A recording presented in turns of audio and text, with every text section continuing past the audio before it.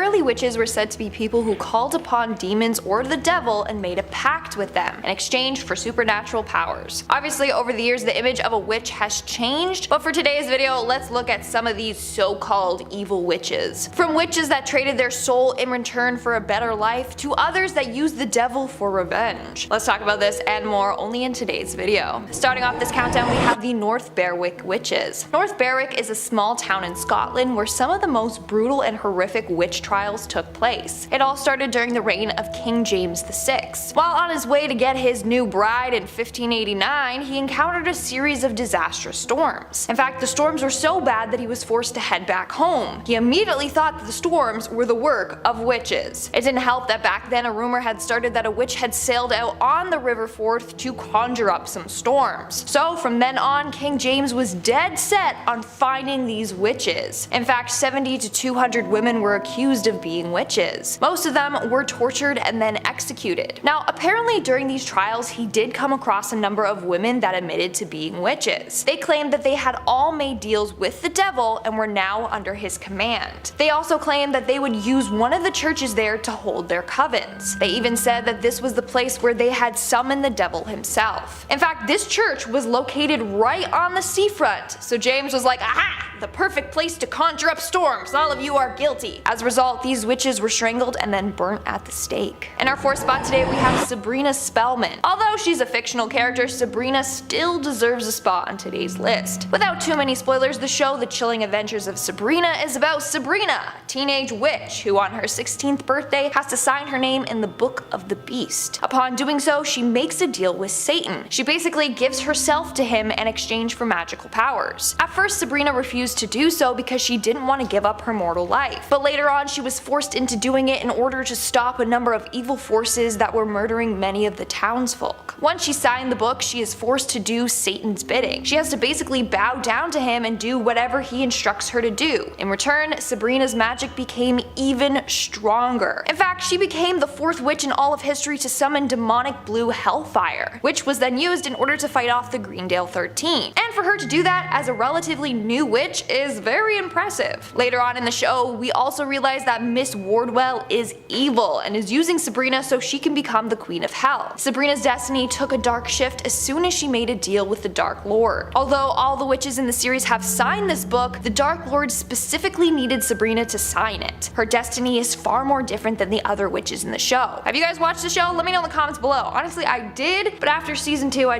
I couldn't anymore. Let me know your thoughts though. Moving on at number 3, we have Lilith. Now, the description of Lilith varies depending on your beliefs. In Jewish folklore, Lilith is a female demon. In Luciferian witchcraft and Luciferianism, Lilith is described as the consort of Samael. Other people believe that she is the wife of Satan or that Lilith was the first wife of Adam. But she wasn't that obedient to him, and Adam didn't like that, so Lilith left. Then God made Eve, who was more obedient. Lilith became jealous and turned into the snake that made Eve take a bite from the apple. The two were banished from the Garden of Eden, and Lilith turned into a demon. Her main goal, to get revenge on all men. Then you have the people that believe Lilith is a child-killing witch. She wasn't able to conceive, so she was jealous of pregnant women and would go around killing them or stealing their babies. In this case, we are looking at the version in which Lilith is a witch, obviously. In this case, Lilith is working alongside Satan to do his dark bidding for him. Their deal is that if she's with him, then she will work for him. But she's not always obedient. In fact, she has gotten frisky with other men. In the TV series Supernatural, Lilith is depicted as a white-eyed, powerful demon. She is said to be the first human that made a deal with Satan and promised to serve him. As a result, she became the first demon. In The Chilling Adventures of Sabrina, we end up finding out that one of the characters, Miss Wardwell, is actually Lilith. She is referred to as Satan's concubine and the mother of demons, and of course, she's a witch. In fact, she is said to be the first witch in existence. She made a deal with Satan or the Dark Lord. According to her story, she was wandering the wasteland aimlessly when she encountered Lucifer, the fallen angel. She made a deal to heal the wounds caused by the loss of his wings, if he in return helped her. She then pledged allegiance to him and became his handmaiden. In the end, Lilith wants to become his queen, which is why she goes to the extreme lengths to do whatever he tells her to do. In our third spot today, we have Mother Shipton.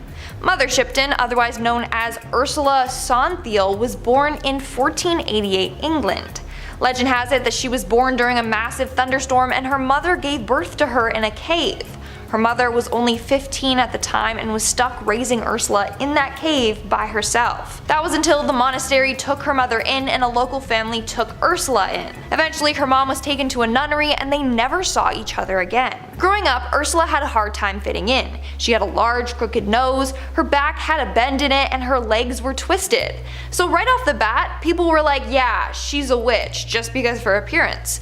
In fact, people would bully her and call her hag face. Others believed her father was the devil.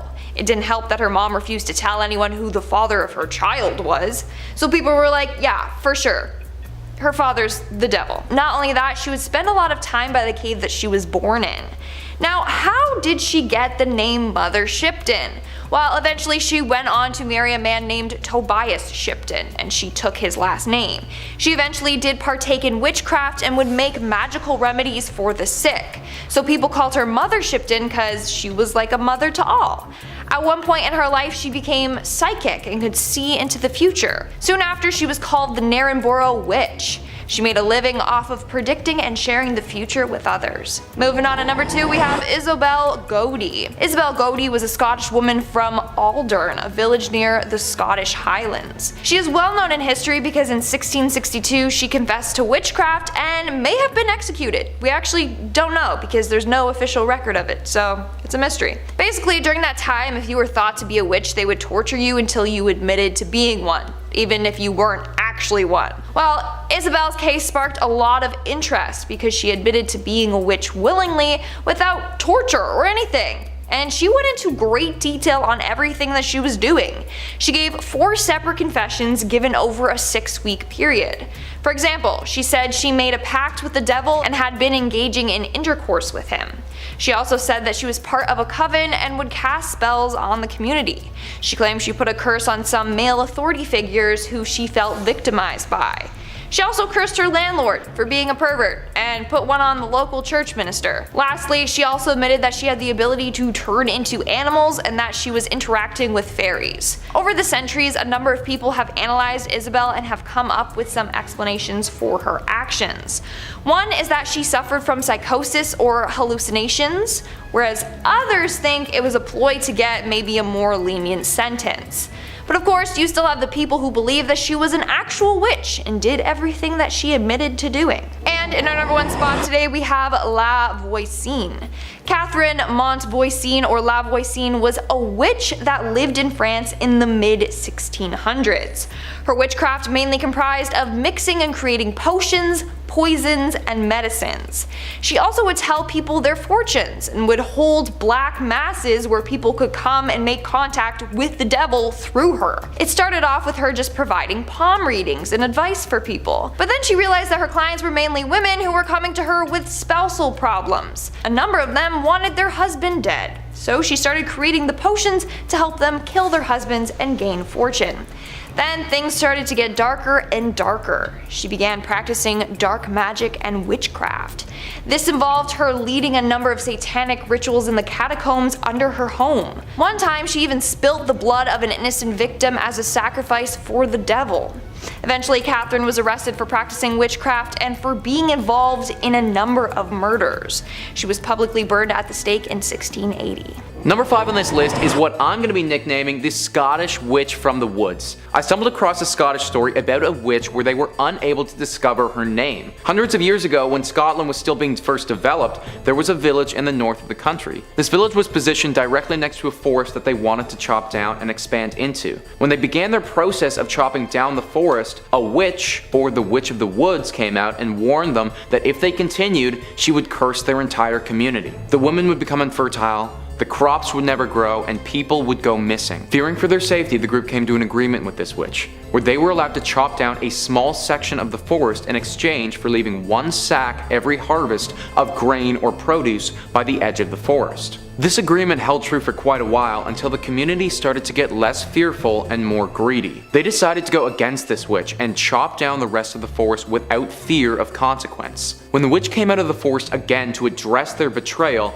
they refused to listen, and they hung her immediately. Right before she was executed though, she said that the new price was 3 bags bags of grain. This fell on deaf ears though, except for one fearful farmer that decided to heed the warning for a little while. The community went on thriving until once again that farmer's fear was replaced with greed. He stopped delivering the grain, and that very same day his youngest daughter went missing. The community looked everywhere, but nobody could find her until somebody checked the mill. Through the bricks and all over the walls, blood started dripping down to the ground, and they knew exactly where his daughter went. That mill has since been torn down, but it was replaced with a silo, and to this day, the locals in that area still think that that silo is haunted by the Scottish witch in the woods. Number 4 on this list goes to the Paisley Witches. The Paisley Witches are actually nicknamed after the town of Paisley in Scotland, where these witches were based. Christian Shaw was an 11-year-old girl who was the daughter of the higher up in the Scottish community. It was this 11-year-old girl who fell victim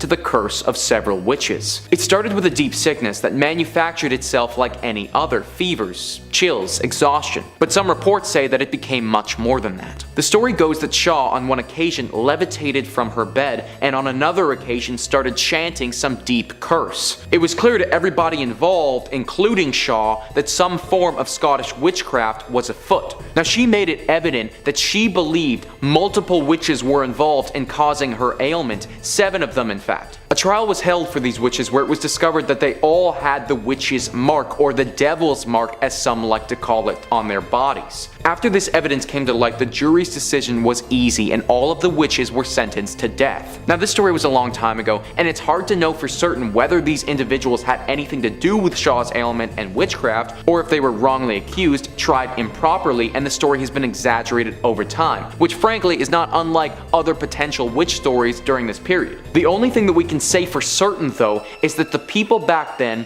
and the 11-year-old Christian Shaw believed wholeheartedly that this group of Paisley witches was just that: witches. Moving on to number 2, we have Sarah Good. Now, if you have seen the Fear Street trilogy on Netflix, then chances are you might be a little familiar with this story. The movie was loosely based off of the real witch, Sarah Good, but in the movie they changed her name to Sarah Fear. So Sarah was one of the first 3 women that were accused of witchcraft. It was her, Sarah Osborne, and Tituba. These 2 other ladies were said to be real witches, and when they were accused, they brought forth Sarah Good's name, saying that she was a witch too. Little tattletalers. The townspeople were quick to believe this because Sarah never attended church. She lacked self-discipline and self-control, and she was 38, but apparently she looked like she was 70. That, combined with the other ladies' testimonies, had everyone against her. In fact, apparently when she was brought in front of the court, a number of witnesses began to twitch and rock back and forth and moan. So they were all like, damn, she's definitely a witch. Look at what she's doing to the people that accused her of being one. Not only that, but her own husband and daughter even admitted to Sarah being a witch as well. And then things kept getting worse and worse for her. At one point in her trial, one of the accusers started acting out and claimed that Sarah attacked her with a knife. In the end, of course, she was found guilty of witchcraft and was sentenced to death. But just before her death, she made a deal with the devil to curse a priest. She said, and I quote, "I am no more a witch than you are a wizard, and if you take my life, God will give you blood to drink." Now, when she died, apparently the priest and his land both became cursed, just like Sarah claimed it would. To this day, it's said that Sarah continues to haunt the town, searching for those that have wronged her. And in our number 1 spot today, we have the Bowness Witches. In 1679 in Bowness, Scotland, a number of women were accused of being witches. These women were Annabel Thompson, Margaret Pringle, Margaret Hamilton, Bessie Yicker, and another woman named Margaret Hamilton. Now, during this time, the hype and fear of witches was dying down. So people were shocked that out of nowhere 5 women were being accused. But rumor has it these women had renounced their baptisms and had been in contact with the devil on a number of occasions. They apparently had eaten, drank, danced, and had intercourse with the devil. Annabel Thompson even admitted that she had made a deal with the devil for a better life. She had been widowed twice, and so she turned to the devil for help, and in return she would be loyal to him. She then invited the other women to come over and do all these things with the devil with her. The women then apparently formed a demonic pact with each other and Satan. One of the Margaret Hamiltons also admitted that she had met the devil. She claimed that the devil came to her in the form of a black dog. And she said that she was his servant for 3 decades already. And another was accused of using her witch magic to help get wealth. As a result, all the witches were found guilty and were strangled at the stake before being burned to ashes. Coming in number 5, we've got Mother Suspiriorum. Thankfully, this witch mostly minds her own business. It's always good to have a demon summoning witch stay in her lane. It shows maturity and purpose, and most of all, an unwillingness to get innocent and unrelated parties involved. Mother Suspiriorum is mostly concerned with the smooth running of the Helena Marcos Dance Academy, and as such will do all sorts of heinous things to ensure everything goes well. These acts don't really reach out beyond the immediate interests and connections at the academy though. Still, her spellcasting and demonic involvements are terrifying to say the least. Throughout Suspiria, we see all sorts of spells cast by the matronly witches. A poor student who had caught on to the magical nature of the academy is brought to a secret room and has her body unknowingly contorted by Mother Suspiriorum's vessel, Susie Banyan. This horrible twisting and turning performance renders her body a mangled mess, but isn't quite a demonic summon. Then we see a girl dropped through the floor, which results in a broken leg. Still, the witchcraft inherent in the academy puts her into a trance and has her complete a performance upon that snapped limb. Ouch. The true demonic summoning occurs when Helena Marcos herself attempts to take full control of the school. In a ritual meant to transfer her into Susie, it's revealed that Susie is indeed Mother Suspiriorum, one of the 3 founding witches. This is where the scary stuff becomes very apparent. Interrupting Marcos' ritual, Suspiriorum declares that Marcos is a false leader and all of her followers must be punished. To do so, she summons an incarnation of death and lets it run wild. And run wild it does. This blood-soaked abomination tears through the followers of the false prophet, rending their flesh and melting them down to nothing. Those who are not on Marcos' side can do nothing but look on in terror as their contemporaries are torn apart by an otherworldly presence, but hey, at least they get to survive. With this death-filled ritual complete, Suspiriorum is free to roam about in Susie's body, watching over those who were involved with the academy. However, it seems she's not too eager to summon another demon right away. Another ritual someday, perhaps. Coming in number 4, we've got Haggis from Pumpkinhead. Now here's a movie with a totally different vibe for you. No dancing, no intrigue, but definitely a bloody demon looking to kill some youths. She may not have an academy to inherit, but Haggis is definitely good at casting spells and summoning demons. This witch looks more like a witch than pretty much anybody on this list, too. Gnarled features, wispy hair, living a hermit's life far away from anyone and everyone. The whole 9 witchy yards. The thing Haggis is most well known for is definitely the summoning of Pumpkinhead though. All of the potions, brews, hexes, and curses in the world wouldn't amount to half the suffering this demon causes. She doesn't really even want to do it either, but Ed Harley, a grieving widower who recently also lost his son in a freak accident, refuses to walk away with nothing. At first, he requests that Haggis bring his son back to life. This, unfortunately, is not within her power. However, she can offer up something else. Revenge. Ed jumps at the opportunity, not exactly knowing what he's in for. In doing so, he dooms all sorts of people, including himself. Knowing what's in store, Haggis warns Ed of the terrible price he'll pay, but goes through with the ritual regardless. Unearthing a corpse from the mountain graveyard, Ed offers up both his and his son's blood to Haggis to summon Pumpkinhead. This demonic creature rises from the earth and begins a terrifying killing spree. It makes its way to the teens responsible for the death of Ed's son and methodically ends their lives. Ed starts to see these gruesome murders through the eyes of the demon and realizes the mistake he's made.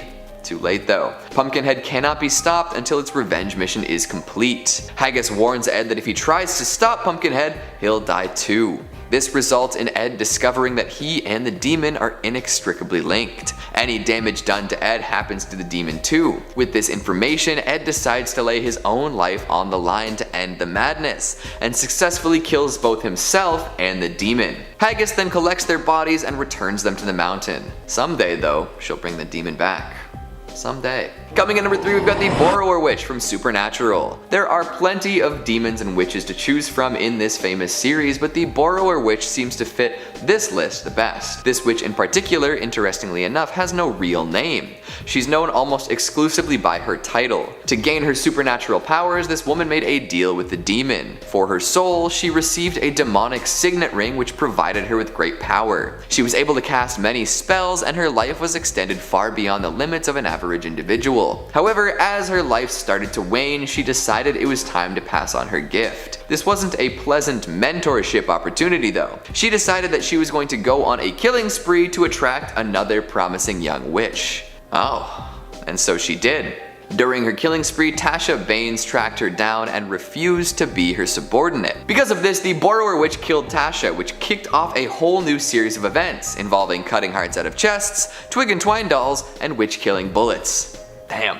Number 3 on this list is Helen Duncan. Helen Duncan was a Scottish witch who traveled throughout Europe and actually isn't that far removed from present day. She died in 1956 and is known by some to be the last Scottish witch. As a young girl, she was considered by most to be a normal, albeit outspoken and loud, growing child. It wasn't until midway through her life that she started seriously practicing witchcraft. Helen garnered a name for herself by regularly performing seances every evening and having the ability to communicate with the dead. During her nightly rituals, she would invite viewers to come and watch. These viewers had reported seeing the materialization of ghostly figures directly in front of their eyes when Helen entered her deep witchly trance. Helen was also capable of and would often excrete a strange-looking ectoplasm from her mouth while she was doing this. And if this wasn't enough, Duncan could also see things that others couldn't. At one point, the ghost of a sailor appeared and talked about a very secretive incident that had happened in World War II that the public,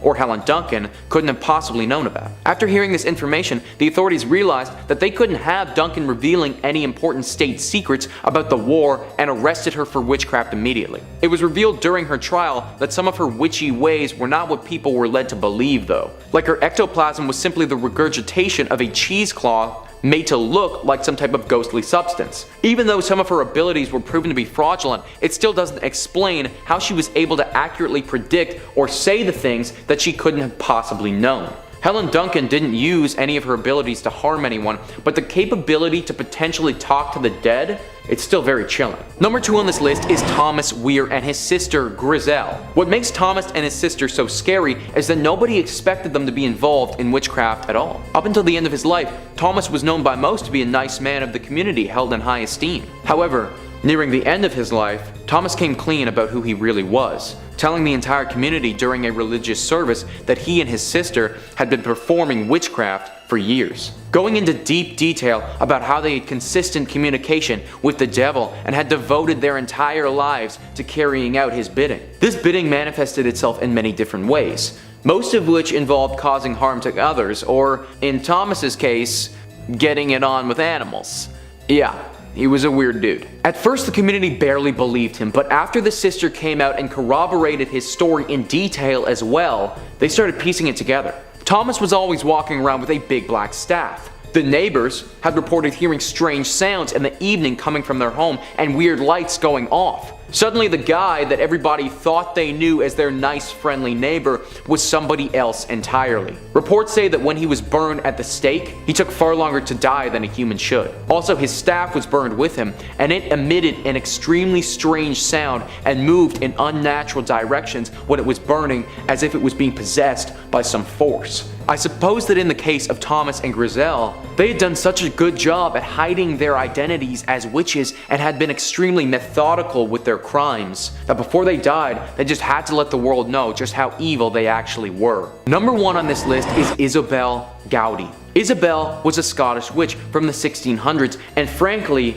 she did everything. Through several confessions that she made on her own accord, without the pressure of torture or coercion from higher ups, Isabel admitted to taking part in a wide array of witchcraft activities. She admitted that she had freely let the devil suck blood from her neck and that she had romantic relationships with the devil before. She admitted to taking the body out of child's graves and using it in a ritual to destroy people's crops. She said that she had made clay effigies or voodoo dolls of someone's children and used these to harm and even kill them. Isabel was also part of a coven, a group of witches whose intentions were evil and had the ability to change their form into animals. She described in detail the brutal murders that she had committed for the devil and her fellow witches. She even offered up information about spells they had used to inflict illnesses on people, uttering some of them to the council she was confessing to. Now, it's unclear exactly why Isabel decided to confess to these heinous crimes and oust herself as being a witch. She had to be aware that confessing to these crimes of this nature would surely mean her execution.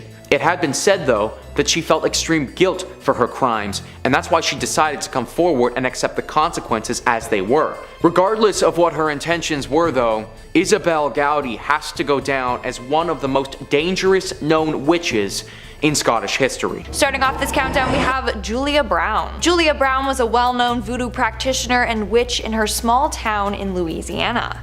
People knew her for her charms and her curses, as well as the creepy songs that she would sing on her porch with her guitar. In her community, people would come to her and she would perform a number of different rituals for them. That was until people started to take advantage of her, so she started to get back at them. When they came to her, she would scare them by telling them predictions like they're gonna die soon or bad things were coming for them. Then the locals were like, "Hey, what's going on with her?" Close to her death, Julia started to act strange. She would constantly sing songs about her death and how she would get revenge on the town. One song that she would sing goes as so: "When I die, I take the whole town with me. When I die, I take the whole town." Not a very cheery and upbeat song if you ask me. In fact, no one knew what she was talking about until the day that she passed away. On September 29th, 1952, Julia passed away. On that day, the town came together for her funeral. Well, as they were lowering her casket into the ground, rain came down hard. This rain later turned into a disastrous hurricane that wipes out the entire town. So it's believed that before she left, she put a curse on the town, which is what she meant by "when I die, I'm taking the whole town with me." Over the years, a number of people have attempted to rebuild the town, but every time they do, it ends up getting destroyed again. Maybe her curse is real then. In our fourth spot today, we have Gerald Gardner. Gerald Gardner is often called the father of modern witchcraft, and that's due to the fact that he founded Wicca. Although technically he learned it from a group of people and then went on to just write about it, so they gave him credit for it. But anyways, basically back in 1939 he said that one night he encountered a group of women who claimed to be witches. They stripped him of his clothes and put him in the middle of a ceremonial circle. The circle was lined with naked women, and they showed him their ways. From there, he learned briefly about Wicca and thought, hey, this is great, let's preserve this and make sure that everyone knows about it. In 1954, he actually created a book titled Witchcraft Today that teaches others how to embrace Wicca fully. He then went on and became obsessed with the occult. In fact, it's believed that a number of Wiccans and pagans were saved partly because of him. They could come out and be like, yeah, I'm a witch, without fear of being hanged or burned alive. To this day, he's one of the most relevant witches in history, but also one of the more controversial ones. Coming in number 2, we've got Sarah from the Neon Demon. This could be a very wild reading of this movie, but I think it works out just fine. The Neon Demon is the tale of a young orphaned model named Jessie who moves to LA in an attempt to make it big. At first, she's innocent and afraid, unsure of herself and looking to others for help. Enter Sarah, one of the 3 big presences in the movie. She appears alongside Gigi, another model, and immediately takes interest in Jessie. Sarah and Gigi are shunned by many powerful figures in the modeling community following the arrival of Jessie. This makes them jealous and angry. Sarah speaks with Jessie about how easy it must be for her because everyone loves and admires her. This is the inciting incident in Jessie's coming ritual. As narcissism takes over, Sarah watches from afar. Jessie shoots to the top quickly for sure, but in doing so loses some previous parts of herself. And she starts seeing strange neon symbols all over the place in her life. Her dreams begin to showcase horrifying and possibly demonic imagery. While her professional life soars, the people around her begin to disappear or expect more from her. This culminates in Jessie being killed and eaten by Sarah, Gigi, and makeup artist Ruby. Okay. I see this as Sarah being a witch of sorts, looking for the flesh and blood of a younger, more desirable person to use as a potion of youth. She summons the titular demon to slowly eat away at Jessie's life until nothing but that beauty is left, and then consumes her in that concentrated state. Gigi can't handle the meal, but Sarah is ready to roll with this fountain of youth. She found her ticket and used some magical, demonic means to claim it. Or maybe I'm reading too far into it. Who knows? And finally at number 1, we've got Thomasin from The Witch. You might be thinking, isn't Thomasin the least scary witch in this movie? We see a seductive figure morph into a gnarled old crone who makes a young man vomit an entire apple and then eventually kills him. A baby is stolen and processed into flying ointment. How is the puritanical Thomasin, who decides to only join the coven at the very end of the movie, the scariest witch? Well, that's the thing. She was devout throughout the flick, asking for forgiveness from God, staying with her family even when accused of sin and treachery by her mother, the works. But even with all of that, she was unable to protect her family and ended up totally alone. Desperation takes over and she summons the devil himself through Black Phillip, the demon who tempted and methodically killed her entire family in myriad gruesome ways. She decides that she will give her soul to him forever to avoid dying in the wilderness. So while Thomasin herself might not be a scary witch, the things she had to go through only to end up making a deal with the devil are very scary. What a flick. Number 5. Did rye bread cause the witch hunts? According to my research, this is apparently the most common bizarre myth in all of Salem. So ergot is a fungus blight that forms hallucinogenic, fun stuff in bread, causing its victims to appear bewitched when actually they're just higher than a kite. The victims of ergot might suffer paranoia and hallucinations, twitches and spasms, cardiovascular trouble, and stillborn stuff. This particular fungus thrives in a cold winter followed by a wet spring and seriously weakens the immune system. Human poisoning due to the consumption of rye bread made from ergot-infected grain was actually pretty common in Europe back in the Dark Ages. The first mention of a plague of gangrenous ergotism in Europe comes from Germany back in 857, and following this, France and Scandinavia experienced similar outbreaks. England is notably absent from the historical regions affected by ergotism since its main source of food was wheat, which is resistant to ergot fungi. Back in 944, a massive outbreak of ergotism caused 40,000 deaths in the regions of Aquitaine, Limousin, Périgord, and Angoumois in France. The theory of ergot poisoning is that it grew on the rye that the colonists of Salem used to make their bread.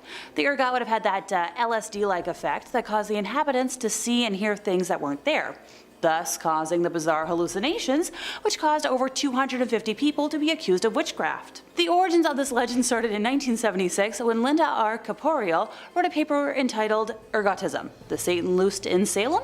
It was publicly dismissed by Stephen Nissenbaum, a historian and co-author of Salem Possessed, and over the years dozens of experts have weighed in and found the basis for this theory lacking in anything resembling convincing. For starters, at the time the custom was for all bread to be served toasted, as Puritans generally believed that untoasted bread caused stomach problems, which would have helped to kill off any ergot that survived baking. Also, one of the most common side effects besides hallucinations was gangrene and necrotism of the extremities.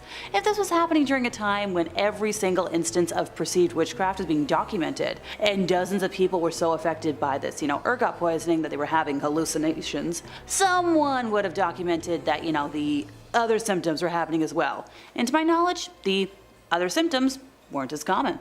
Number 4, the ghost of Sheriff George Corwin. So while I've done my best to try and leave the witches themselves off of today's list, since I did promise y'all legends that weren't the trials, you might have picked up by now that most of the legends revolve around the history of the trials in one way or another. There's no escaping it, so make sure you're still buckled up and enjoy. Sheriff Corwin was the most infamous and brutal when it came to interrogating and handling accused witches back in the day, earning himself a nickname for his heinous methods of torment. Oh, you want to know what the nickname was?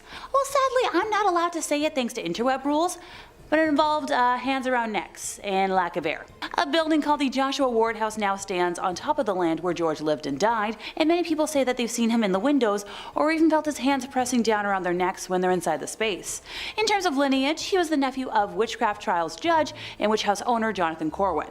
He's most famously known for the case of Giles Corey, who endured peine forte et dure, or a pressing of stones upon his chest for 3 days, while Sheriff Corwin repeatedly asked him to enter an official plea before his God and country, which Corey had refused to do so in court.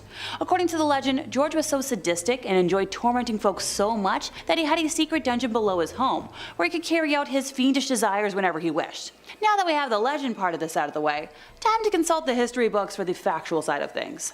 The actual cases of George tormenting the accused are documented, but are far fewer than have actually been attributed to him.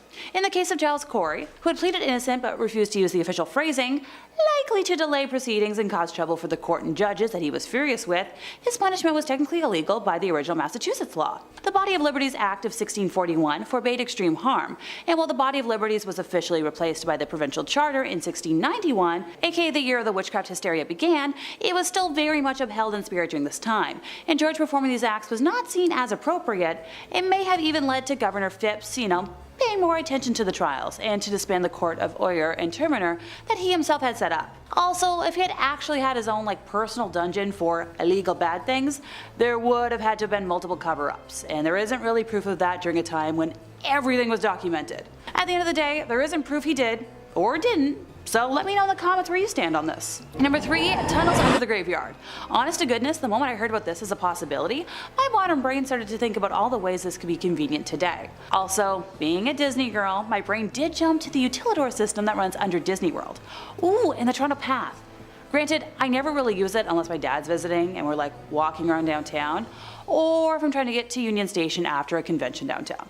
Pardon me, I know, off topic. So this legend claims that underneath the old Bearing Point Cemetery is a series of tunnels that used to be connected to the Salem Harbor. Used for smuggling or simply unloading ships, these tunnels would flood with the high tide. When digging graves, workers would simply open up shafts to these tunnels, and as the priest would ask the mourners to look up to the heavens, they would unceremoniously dump the bodies down these shafts to be washed out to sea. It sounds a smidge morbid, and hard to believe, but that's the joy of legends. But here's the thing, it actually has like the tiniest glimmer of truth, like the tiniest, most minuscule flicker. Smaller than Tinkerbell. Originally, the Salem Harbor did come close to what is currently the cemetery, until sections of the city were filled in, and there are some tunnels underneath Salem. However, the rest is such complete and utter ridiculousness that historians are adamant it isn't true. But there's only one way to find out. Who wants to go on a road trip to Salem with me to go tunnel hunting?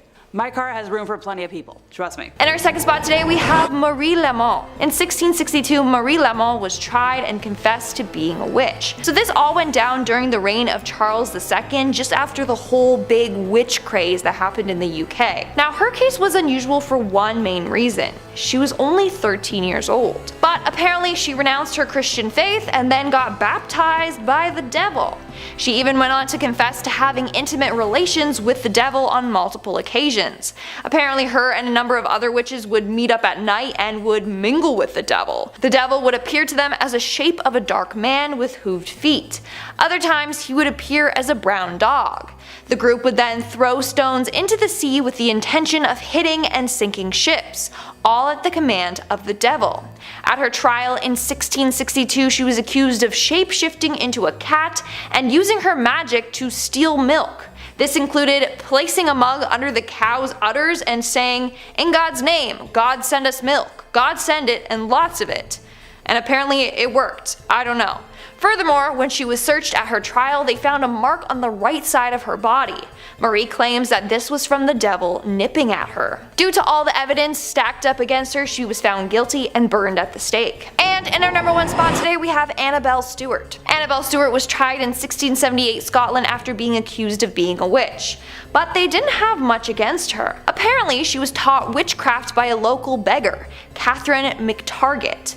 Now, they thought she was a witch because she was a beggar and was greedy. When people would give her money, she would demand more. If people didn't give her money, she would threaten them and tell them that bad things were coming their way. Plus, when people did call her a witch, she never denied it. She just kind of went with the flow. So people thought she was one. Now, back to Annabelle. So they thought that Catherine was her teacher of witchcraft and then she was imprisoned. During her trial, it was revealed that she had a mark on her arm. She confessed that she received that mark from the devil. She was found guilty and she was going to be executed, but she was underage. So instead, they decided to fix her instead of kill her. They moved her to Glasgow and was looked after by ministers. There, she would pray with them daily and follow their spiritual practices. Starting off this countdown, we have Tituba. Tituba is a pretty famous name when it comes to the Salem witch trials because she was the first woman to be accused of practicing witchcraft. So Tituba was a young slave who was under the order of a man named Samuel Parris. She was in charge of looking after his daughter and niece, among other things. Then in the early 1690s, several young girls all over town began acting strange, his daughter and niece included. The girls would contort their bodies, bark like dogs, and babble and cry hysterically, almost as if they were possessed. They also would complain of bruises and pinch marks appearing randomly on their body. So immediately, people thought that they had been cursed by a witch. When she was put in front of a court, at first she denied any involvement. But eventually she admitted to practicing witchcraft. She claimed that the devil came to her and bid her to serve him. She went on to tell this elaborate tale about seeing strange animals, like a hairy creature that walked on 2 legs with wings and a head like a woman. She also talked about a red cat and how she would ride on sticks and was told by the devil to pinch these young girls. She also claimed that a big black dog came to her and told her to hurt the girls. Her testimony shocked and scared a lot of people, and we don't know if what she said was true or if she was just messing with the people in the court, you know, playing into the whole witch stereotype, or if she really was practicing witchcraft and made a deal with the devil. In the end, she was sent to prison for a year. In 1693, some mysterious unknown individual freed her from jail, and after that, no one heard from her. In our fourth spot today, we have Agnes Sampson. In the early 1590s, King James VI of Scotland started to fear witches. He blamed that witches could cast spells on Mother Nature and conjure up terrible storms. Well, as King James and his wife were sailing back to Scotland, they encountered two very dangerous storms. Immediately, he was like, "It was the witches, they're out to get me!" And then he was determined to get them. So he started a witch hunt. Of the 70 people accused of being witches, one of them was named Agnes Sampson. She was a healer and midwife, but because she had these healing powers, people automatically assumed that she was an evil witch. In fact, growing up, her father taught her about the black arts. She also apparently could give predictions. So yes, she was a witch, but she was not an evil one. Well, eventually she was accused by a woman named Gillis Duncan. Basically, under torture, she confessed to being a witch and then gave the names of other witches. That's when Sampson's name was brought up. She was then tortured as well, and her body was shaved and revealed a witch's mark. In the end, under torture, she confessed to being allies with Satan and said that she conspired to kill the king. She was later burned to death. Now it's said that the ghost of Agnes haunts the Palace of Holy Roadhouse.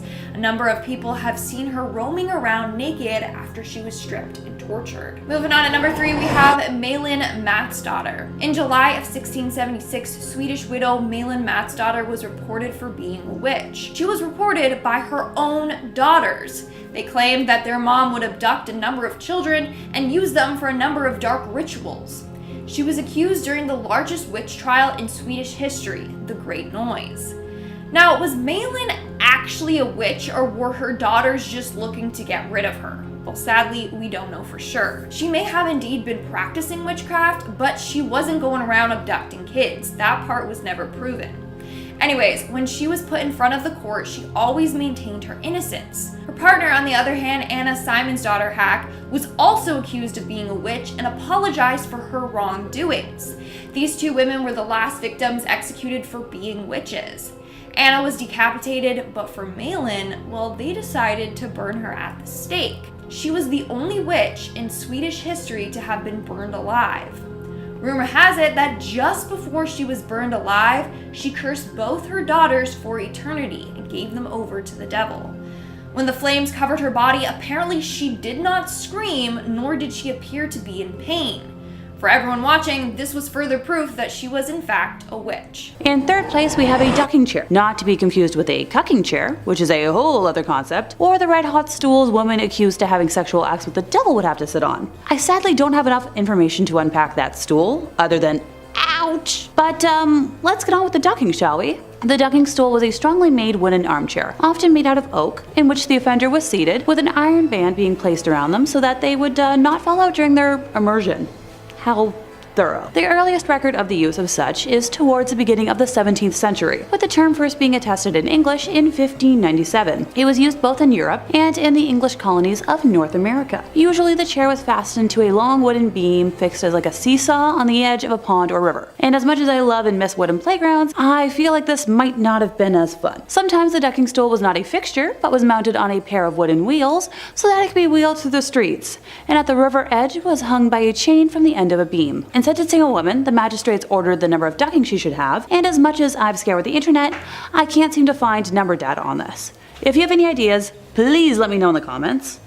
Another type of ducking stool was called a tumbrel, and was a chair on two wheels with two long shafts fixed to the axles.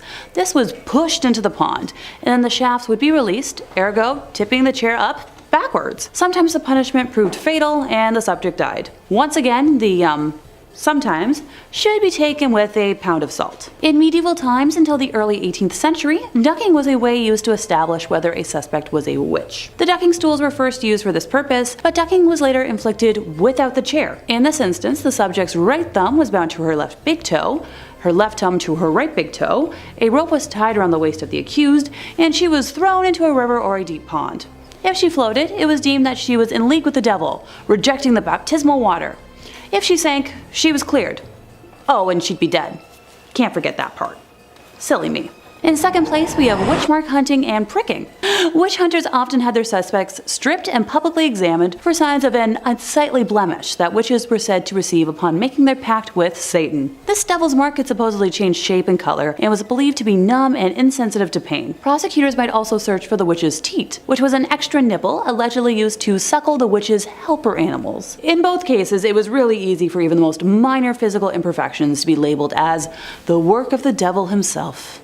Oh my, the horror. Moles, scars, birthmarks, sores, and tattoos could all qualify, so examiners rarely came up empty-handed. I'm trying to think of just how many birthmarks I have all over my body, so just add that to the tally of how I'm, a witch. Seriously, I feel the burning from the flames already. In the midst of witch hunts, desperate villagers would sometimes even burn or cut off any offending marks on their bodies, only to have their wounds labeled as proof of a covenant with the devil. So, damned if you do, damned if you don't. If I'm adding like scars to my blemish count, yeah, forget it. Okay, I think the temperature in here just went up another couple of degrees. Seriously. If witch hunters struggled to find obvious evidence of witches' marks on a suspect's body, they might resort to the ghastly practice of pricking as a means of, sussing it out. Come on! Even having a flawless body isn't going to exonerate you? What the heck? Witch hunting books and instructional pamphlets noted that the marks were insensitive to pain and couldn't bleed, so examiners used specially designed needles to repeatedly stab and prick at the accused person's flesh until they discovered a spot that produced the desired results. In England and Scotland, the punishment was eventually performed by well-paid professional prickers, many of whom were actually con men who used adult needle points to identify fake witches' marks. Well then, if you ever feel like your job just, isn't real, remember that people in history were paid to do well. Along with pricking, the unfortunate suspect might also be subjected to scratching by their supposed victims. This test was based on the notion that possessed people found relief by scratching the person responsible with their fingernails until they drew fluid. If their symptoms improved after clawing at the accused's skin, it was seen as partial evidence of guilt. No,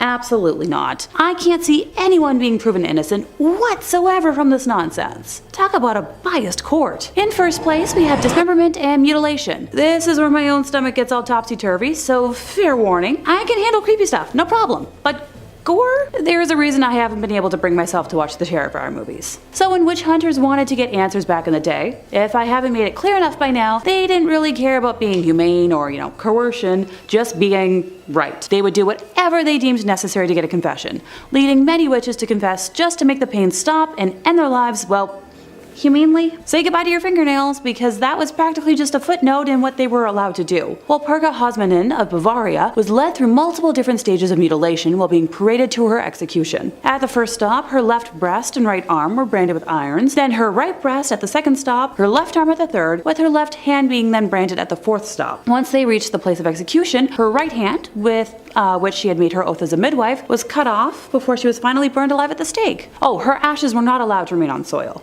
but they were just, dumped in a stream. Probably the most extreme extent of this was a punishment normally reserved for killers, but exceptions were made for witches who confessed without torture to crimes deemed brutal enough for it. Are y'all ready for this? The offender would be strapped to 4 horses, with one arm or leg attached to each separate horse, and then on command, the horses would start running and rip the offender's arms and legs off. The person would die somehow, and painfully, through life source and limb loss. In our second spot today, we have Dion Fortune. Dion Fortune, born Violet Mary Firth, was a psychiatrist, author, occultist, and witch. For Fortune, it all started at the young age of 4. That's when she claimed she started receiving visions. Apparently, the visions were of her being a priestess in her past life.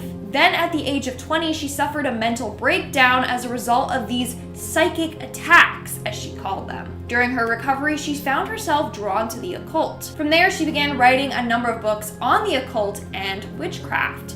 In 1924, she founded a fraternity for people interested in the craft. It was called the Fraternity of Inner Light. In the fraternity, they engaged in a number of different practices and rituals. One was the initiation ritual, where the candidate was introduced to magic and witchcraft. The second was evocation, in which people would learn to harness the powers of witchcraft. Furthermore, Fortune was known for her involvement in the magical Battle of Britain. Basically, a number of British occultists joined together to help during World War II by using their magic. Shortly after the war ended, Fortune passed away. It's believed that her great effort in this battle caused her health to weaken and weaken. Nowadays, her influence is still strong for practitioners in the Wicca/witchcraft movement. And in our number 1 spot today, we have Marie Laveau. Although Marie Laveau described herself as a voodoo priestess, a number of people just referred to her as a witch. So Marie lived in New Orleans from 1794 to 1881, but not a lot is known about her life. What we do know is that she turned heads on the streets. Some were terrified of her, others basically bowed down to her.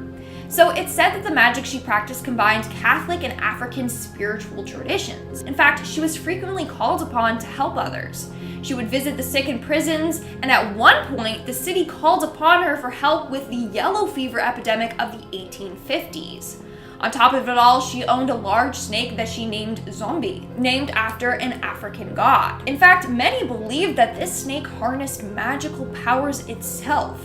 Her most well-known case was when she was called to work on a murder trial of a young man. The man's father came to Marie and promised her anything if she just saved his son. The odds were not in his favor. Everyone for sure thought that the verdict was going to be guilty, but Marie secretly placed several charms throughout the courtroom. And guess what? In the end, the man was found not guilty. That's pretty freaky. After Marie's death, her gravesite was frequently vandalized, but not for what you think. That's because legend goes if you draw an X on her gravestone, Marie's spirit will grant you whatever you want. So you had to draw an X on her tomb, then turn around 3 times, knock on her tomb, and then you have to yell out your wish. If in the end the wish comes true, you have to come back, circle the X, and then leave Marie an offering. Here's another legend surrounding Miss Laveau. There's apparently a haunted image of her hanging in New Orleans' historic voodoo museum. Some people say that they can feel Marie's cold eyes watching them as they're looking at this painting. Others say that once you see this image, then Marie will haunt you and even show up in your dreams. In fact, tour guides say that whoever wishes to see this painting must go by themselves, because the tour guides refuse to see this painting themselves. Pretty freaky if you ask me. Starting off this countdown, we have Alice Goodridge. In 1597, Alice Goodridge was tried after it was discovered she had 2 small bloody holes on her stomach. It looked like she had cut the witch's mark out of her skin. They were described as great warts that appeared to have been sucked. They believed that the devil would create these marks on their body after sucking the witch's blood from them as a form of nourishment. Not only that, but Alice apparently had a mark behind her arm and a number of other marks towards the top of her shoulder. But Alice claimed that the wound on her stomach happened after she accidentally stabbed herself. So the officials got a doctor to look at her stomach wound to see if it was the witch's mark or an accidental stab wound. Well, the doctor said, and I quote, "was like to ha been so a long time, for it was not festered and seemed to be suckin'." AKA, it was not a new wound like she claimed it was, and it appeared as if someone was sucking on the wound, AKA the devil or demons. So poor Alice was tried as a witch. Now, how was she accused in the first place? Well, according to some articles I read from the archives, a young boy named Thomas Darling came forward claiming that he had been bewitched by Alice. How darling, get it? He became super ill and would have weird fits.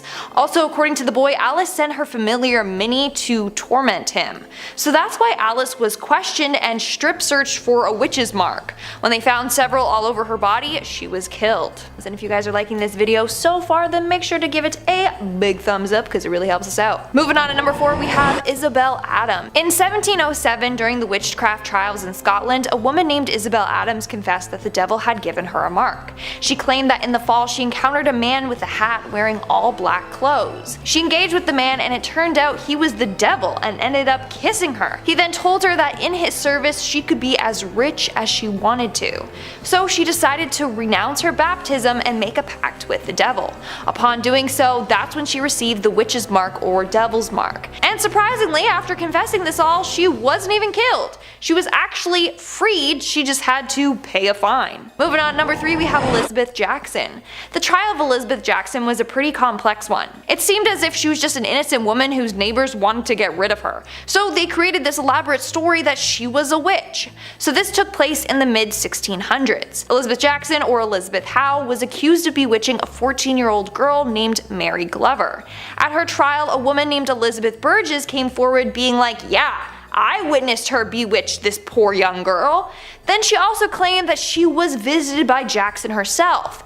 During the visit, she was eating prunes when she wasn't able to swallow them, and then she threw up. So she believed that this was the result of Jackson putting a spell on her. She then went on saying that every time Jackson visited her, bad things would happen.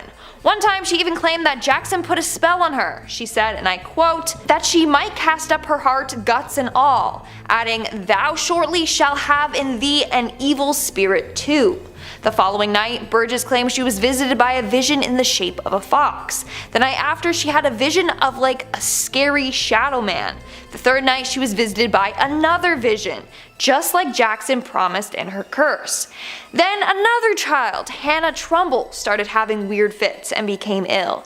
She claimed it felt like she was being pricked by pins and said it was the work of Elizabeth Jackson. A priest was eventually called to help Hannah, and while he was there, Hannah screamed out saying that Elizabeth was in the same room as them too, and that she was going in and out of the oven. No clue what that means, but everyone was like, so she's guilty, she's a witch. So there was a lot of evidence built up against Elizabeth. During her trial, she was searched and they apparently found marks all over her body. An article said, and I quote, "Under the hands of the woman, marks were found in diverse places of her body. These marks were determined to be unlikely to grow of any disease, but rather more like the marks which are described to be in witches' bodies." On July 19, 1692, she was executed by hanging. Dude, Old English is messed up. Number 2, the bodies under the witch house. So remember when I mentioned Jonathan Corwin just a few moments ago? Yeah, that's about to come into play again. So when the Corwin house, aka Jonathan's house, was moved back in the 1940s to accommodate the widening of the street, underneath the original hearth were several bones. These were thought to be hidden bodies, and the town was in an uproar over the hidden corpses in the basement of the witch house. And if we're going off of information based on the legend, it would make sense with the whole secret dungeon of George's.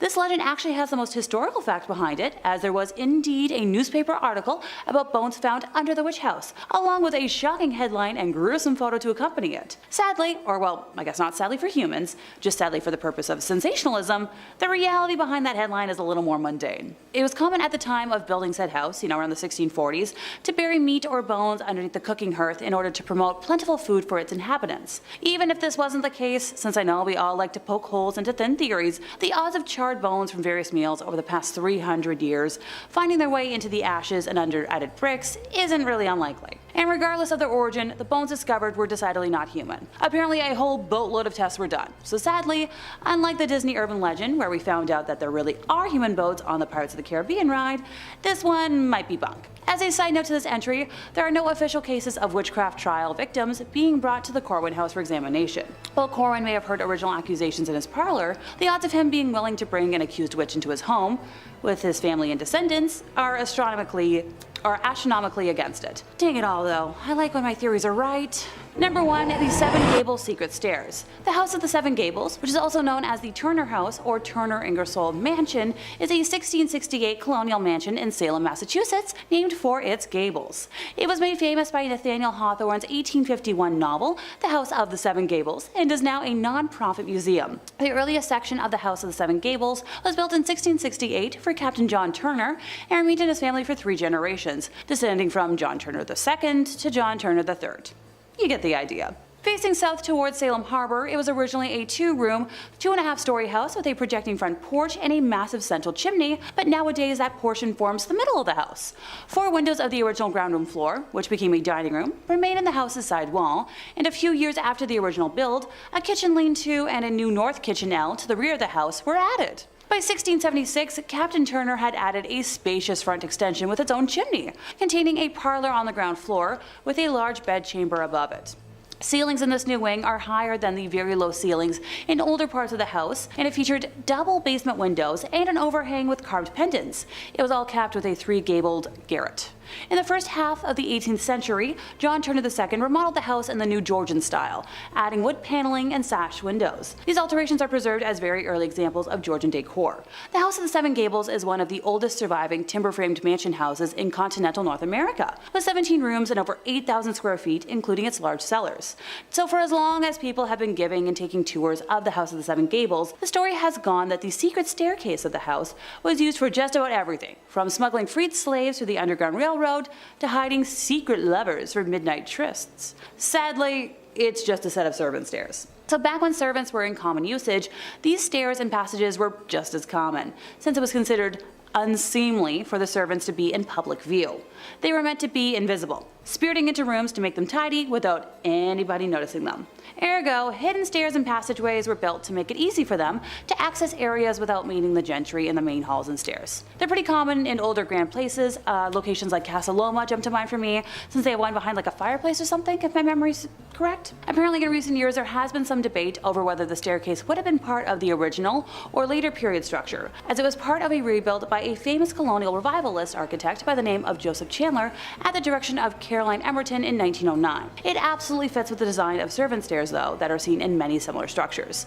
And gosh dang, here I was hoping for another home on the same level of spooky as the Winchester Mystery House over in California. Now that's a home with the most random additions with no meaning, all meant to hopefully appease spirits. Starting off at number 5, burning at the stake. By far the most well-known punishment for those tried as witches, burning at the stake was a cruel and unusual form of execution used commonly back during the many witch trials of the 17th century. These executions were not only physically agonizing, but also symbolized the depths of human fear and prejudice. One such example of this terrible practice was the Würzburg witch trials of the 17th century, known as one of the largest witch trials in history. Accused witches faced a horrifying fate at the stake. The authorities believed that fire possessed the purifying power to cleanse the accused of their alleged connections to the devil. In reality, it was a grotesque display of violence. Victims were often tied to wooden stakes in a public square, surrounded by jeering crowds. They were subjected to unimaginable pain as the flames slowly consumed them. The agony of being burnt alive was drawn out, excruciating, and inhumane. What made the burning of witches particularly cruel was the complete absence of credible evidence. The trials were fueled by paranoia, superstition, and hysteria. Accusations were often based on flimsy hearsay, personal grudges, or even just random suspicions. The accused had little chance to defend themselves, and confessions were often extracted through rigorous mental and physical torment. These false confessions only added to the tragedy, as innocent people were forced to implicate themselves and others in a desperate attempt to end their suffering. Furthermore, the persecution of witches during the Würzburg witch trials, like many other witch hunts, was often intertwined with gender bias. Women, especially those who didn't conform to societal norms, were disproportionately targeted. Accusations of witchcraft could be used to control and punish women who challenged the status quo or were perceived as a threat to male authority. The cruelty of burning witches at the stake was not limited to the physical torment. It was a gruesome spectacle intended to terrify the populace into submission. Public executions were meant to send a message that dissent would not be tolerated and that conformity to prevailing religious and social norms was imperative. The psychological impact on society was profound, as fear and mistrust tore communities apart. The Würzburg witch trials, like many others, were eventually recognized as a dark chapter in history. They serve as a stark reminder of the dangers of mass hysteria, religious fanaticism, and the absence of due process. Today, we look back on these events with horror and regret, vowing never to repeat the cruelty of burning alleged witches at the stake. It is a somber lesson that underscores the importance of justice, reason, and compassion in our pursuit of a more enlightened society. Next up at number 4, witch cakes. Witch cakes are a bizarre and unsettling aspect of the witch trials that swept through colonial America during the 17th century, as exemplified in the infamous case of Tituba. These cakes, concocted from peculiar ingredients, were believed to possess the power to reveal the presence of witches. While they may seem like a bizarre footnote in history, witch cakes serve as a chilling reminder of the hysteria and irrationality that fueled the witch trials. In the case of Tituba, a slave woman living in Salem, Massachusetts, witch cakes played a central role in her ordeal. Tituba was accused of practicing witchcraft, and her accuser sought a means to expose her supposed demonic affiliations. They decided to bake a witch cake, a crude mixture of rye meal and the urine of the afflicted girls who claimed to be victims of witchcraft. Ew. The logic behind these cakes was deeply flawed and rooted in superstition. It was believed that by feeding the cake to a dog, the dog would act as a conduit, causing the witch to experience pain and reveal their true nature. This bizarre form of witch detection demonstrates the length of which fear and paranoia can drive people to concoct irrational and cruel methods of persecution. Tituba was subjected to this ordeal, and when the dog exhibited unusual behavior, because it was eating urine, it was seen as evidence of her guilt. This marked the beginning of her traumatic journey through the Salem witch trials, which ultimately led to her confession under duress. The use of witch cakes underscores the hysteria and desperation that characterized the witch trials. Accusers and authorities were willing to resort to absurd and unscientific methods to justify their persecution of those they believed to be witches. These methods were not only illogical, but also cruel, as they subjected the accused to public humiliation, physical examinations, and often torment. Number 3. Dunking. Dunking was a cruel and unusual punishment employed during the witch trials that swept through Europe and its colonies in the 16th and 17th centuries, including Northamptonshire, England. This brutal practice, also known as ducking or swimming, was intended to determine an individual's guilt or innocence of witchcraft, but it often resulted in severe physical and psychological suffering. In Northamptonshire and other regions, dunking involved binding the accused witch, often a woman, and lowering her into a body of water, typically a river or pond. The rationale behind this test was rooted in superstition and flawed logic. It was believed that because witches had renounced their baptism, the pure element of water would reject them, causing them to float. If the accused floated, they were seen as guilty of witchcraft. If they sank, they were deemed innocent, but often drowned in the process. Being forcibly dunked into cold water while bound was a terrifying and painful experience. The accused would struggle for air and face the risk of drowning, all while the onlookers watched in morbid anticipation. Dunking was an arbitrary and irrational method of determining guilt. The outcome depended on various factors, such as the accused body's composition and the skill of the dunking implementers. Innocent people could easily be declared guilty, leading to wrongful executions. Despite its cruelty and lack of reliability, dunking persisted in witch trials because it was consistent with the prevailing belief in the supernatural and the desire for swift justice. It was only with the eventual decline of witch hunts and the advent of more rational legal systems that such inhumane practices were abandoned. Number 2, the Grimorium Verum. Yep, I've already mentioned it today. I know. The Grimorium Verum, which is Latin for true grimoire, is an 18th century grimoire attributed to one Alibek the Egyptian of Memphis, who wrote it in 1517. And like many of the other ones on today's list, it does claim a tradition originating with King Solomon. The grimoire is not a translation of an earlier work, with its original appearing in French or Italian in the mid-18th century, as noted already by A.E. Waite, who discussed the work in his book of ceremonial magic in 1911, stating the date specified in the title of the Grimorium Verum is undeniably fraudulent, since the work belongs to the middle of the 18th century and Memphis is Rome. One version of the grimoire was included as the Clavicles of King Solomon, Book 3, in one of the French manuscripts S. L. MacGregor Mathers incorporated in his version of the Key of Solomon, but it was omitted from the key with his explanation. At the end, there are some short extracts from the Grimorium Verum with the seals of evil spirits, which, as they do not belong to the Key of Solomon proper, I have not given. For evident classification of the key is in 2 books and no more. Now, Idris Shah also published some of it in The Secret Lore of Magic, Book of the Sorcerers, in 1957. Alrighty, time to break down all 4 books. So book 1 is described as concerning the characters of demons, particularly the superior spirits of Lucifer, Beelzebub, Astaroth, while also including the many inferior spirits below them and their invoking sigils. Who wants to hear about what all the lesser spirits can do? So Claunek has the power to bring money to those who make a pact with them. Musisin has power over important people and politicians. Fremos has power over women. Klepoth can help you experience all sorts of dreams and visions. Kill can manifest dramatic situations and changes. Mersild has dominion over long and short distance travel. Clistherd can create confusion or enlightenment, depending on what you want or need. Sirkad can make you see all sorts of natural and supernatural creatures. Hickpath can make a person think of you, no matter how far or distant they may be. Humots can bring you any book you desire. Sigal will cause all sorts of prodigies to appear. Frucissiere can teach you the art of necromancy. Gouland causes all illnesses. Sergat can create every kind of opportunity for advancement. Morel can help you move about unseen.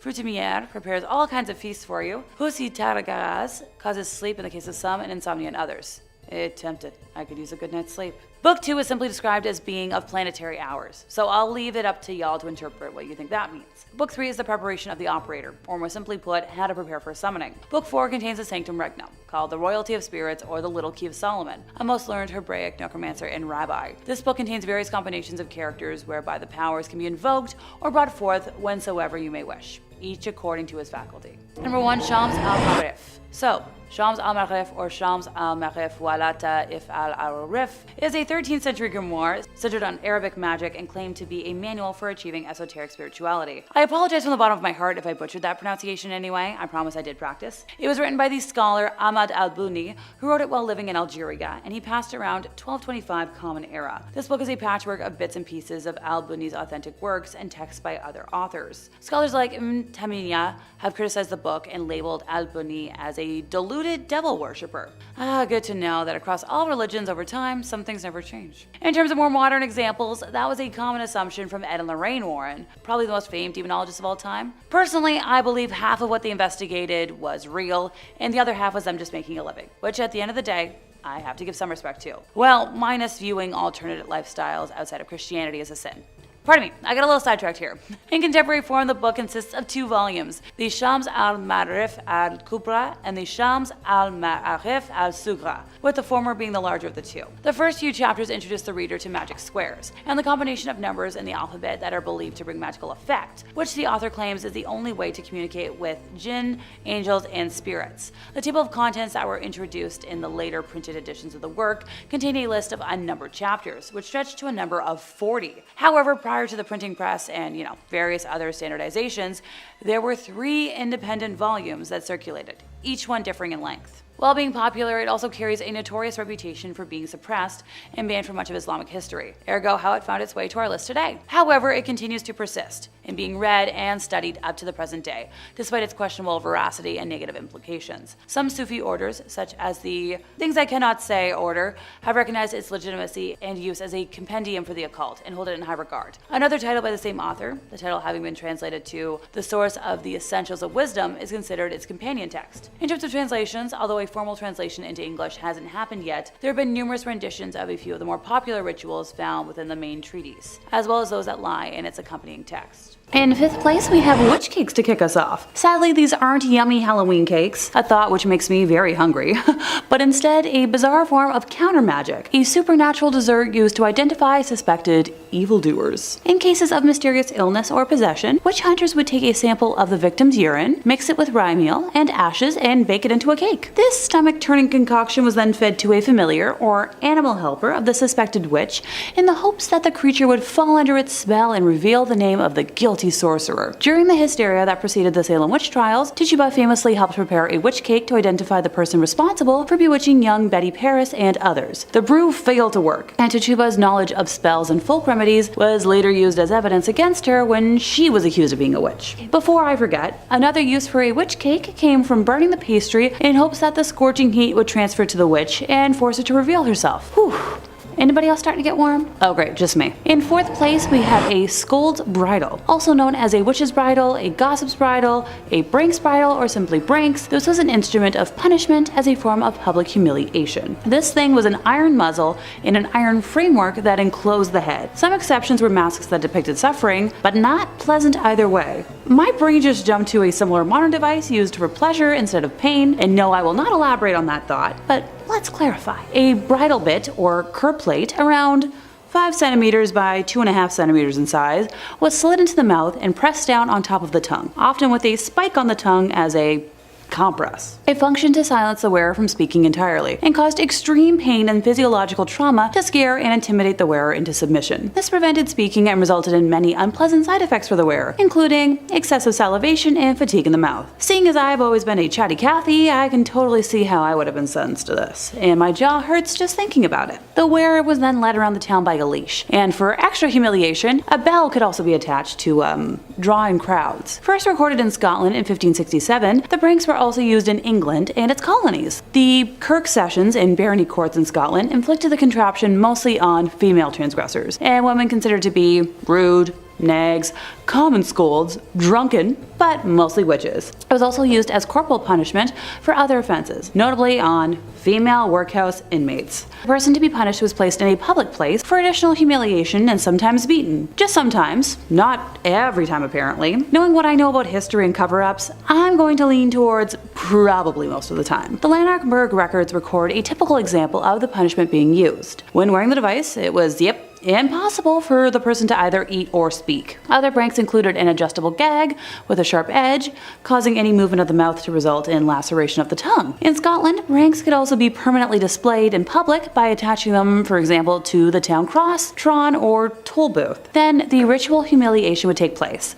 with the miscreant on public display. Displaying the pranks in public was intended to remind the populace of the consequences of any rash action or slander. Whether the person was paraded or simply taken taken to the point of punishment, the process of humiliation and expected repentance was the same. Time spent in the brittle was normally allocated by the Kirk session in Scotland or by a local magistrate. Coming in at number 2, we have SCP-3998, also known as the Wicker Witch. The Wicker Witch is a scarecrow of human remains that are covered in 4-degree burns. Its body is bruised and beaten and held together by wire and nails. Yeah, this is not the type of scarecrow you want on Grandpa's ranch. In fact, SCP-3998 is extremely dangerous. However, it is very selective with who its victims will be. The Wicker Witch only targets individuals who have killed or been violent with a loved one. These loved ones need to be somebody you are romantically involved with. If you've done this and you are in the presence of SCP-3998, then the next few minutes of your life will not be pleasant. It is said that it starts with mild pain to the back of your head. It escalates very quickly though. Next is when the acid comes into play. Your stomach fills up with the stuff until you start throwing up this putrid vial onto yourself. That quickly escalates to your whole body burning itself down, your own body fat melting away, until all that's left are the horribly burned remains that is not dissimilar in appearance to SCP-3998 itself. Number 1 on our list is SCP-352, or Baby Yaga. Baby Yaga once again strays away from the typical spell-casting witch and lives far more in the world of Hansel and Gretel. Yeah, the whole I'm gonna eat you type of witch. SCP-352 resembles a very old Russian woman with an extremely harsh Russian accent, which can be very difficult to translate. At this current point, no one has any idea about her origins, but we do know that she is unlike most elderly women. You know Spider-Man? Well, imagine that, but an old Russian lady that is super scary and wants to eat you. That's sort of what we're dealing with right now, guys. Baby Yaga has exceptional strength and speed, and it is reported that she can run at 70 miles per hour. She can also be completely decapitated and regenerate herself, making her almost impossible to kill. Her hair acts as webbing that she can extend at will and trap people in. Once trapped, she touches them with her skin, which excretes a chemical that then sends you into a deep hallucinogenic state where you can't feel any pain. While you're off in La La Land though, she isn't sleeping. She's slowly decapitating your body and eating you over the span of a week. At least by that point you are totally out of it, but still, getting eaten over the course of a week by an old spider-like Russian lady, that's not really what I want on my tombstone, my friends. Number 5. Julie Brown. Our first witch today on the list of which witch is Julie Brown, legendary voodoo priestess of the swamps. New Orleans is filled to bursting with two things: the most wondrous advancements in soul food and gumbo technology on the planet, and ghost stories. There's a whole lot of voodoo to go around in Louisiana, and in Manchac they say there's the ghost of an old voodoo priestess named Julie Brown. The story of Julie Brown is an unnerving one. I would certainly hope so, otherwise it wouldn't be on this list. She was said to be reclusive, would sit on the porch of her swamp shack and spend the day cackling, predicting the demise of nearby towns and its residents, singing twisted songs about her death and the apocalypse and the end of days. Despite the fact that she was a kooky old lady singing songs about the apocalypse on her front steps, locals actually feared her and treated her as an oracle and a prophet, and were very nervous of wronging her just in case she placed a hex on them, which, you know, is reasonable. You should always treat everyone you meet with kindness just in case they turn out to be a witch who can hex you. The prediction she's most known for, besides one bizarre correct prediction about the 1994 Super Bowl Cowboys at Bills game, was her threatening prediction in 1915, where Julie Brown would cackle over and over and over that she was going to die and take everyone with her. She chanted this again and again until her death. On her funeral, a hurricane hit the town, decimating 3 villages and taking countless lives. Julie is said to be buried in the swamp, and locals believe it was her spirit that caused the hurricane. And if you happen to be passing through Manchac, just pay your respects to Miss Julie Brown. Like I said, you never know what kind of secrets somebody has. And if you're looking for more stories about witches, or really any kind of urban legend, Top 5 Scary has all of that and then some. I'm not kidding. If you can think it up, there's pretty good odds we've done 2 to 3 videos on it. We got something scary for everything under the sun and above it. So hit subscribe. Please make sure you hit that little bell so you don't miss a single scream, but do that after this video because I got 4 more witch stories coming up for you right now. And wouldn't you know it, the next one's about a bell. Number 4. The Bell Witch. In the 1800s, a farmer going by the name of John Bell moved his family to picturesque Adams, Tennessee, onto a beautiful 300-acre farm, little slice of American pie. Bell quickly became a figurehead of the community, respected by many, and became a local leader at the town church. For the Bell family, things were the brightest they've ever been. They were living the dream and ringing in good fortune. I was trying to make a Bell pun work there. There's probably a better one. Things wouldn't be good for long, and they'd find themselves in a nightmare shortly. By 1817, strange, inexplicable things started to occur all around the farmstead. John Bell found a strange animal on the farmstead, a mutant hybrid that resembled a grotesque mix between a dog and a rabbit. I know that sounds like it would be cute, but I think if you get the wrong parts of both, that's just going to turn out to be a very, very ugly animal. I think dog, rabbit ears, pretty cute.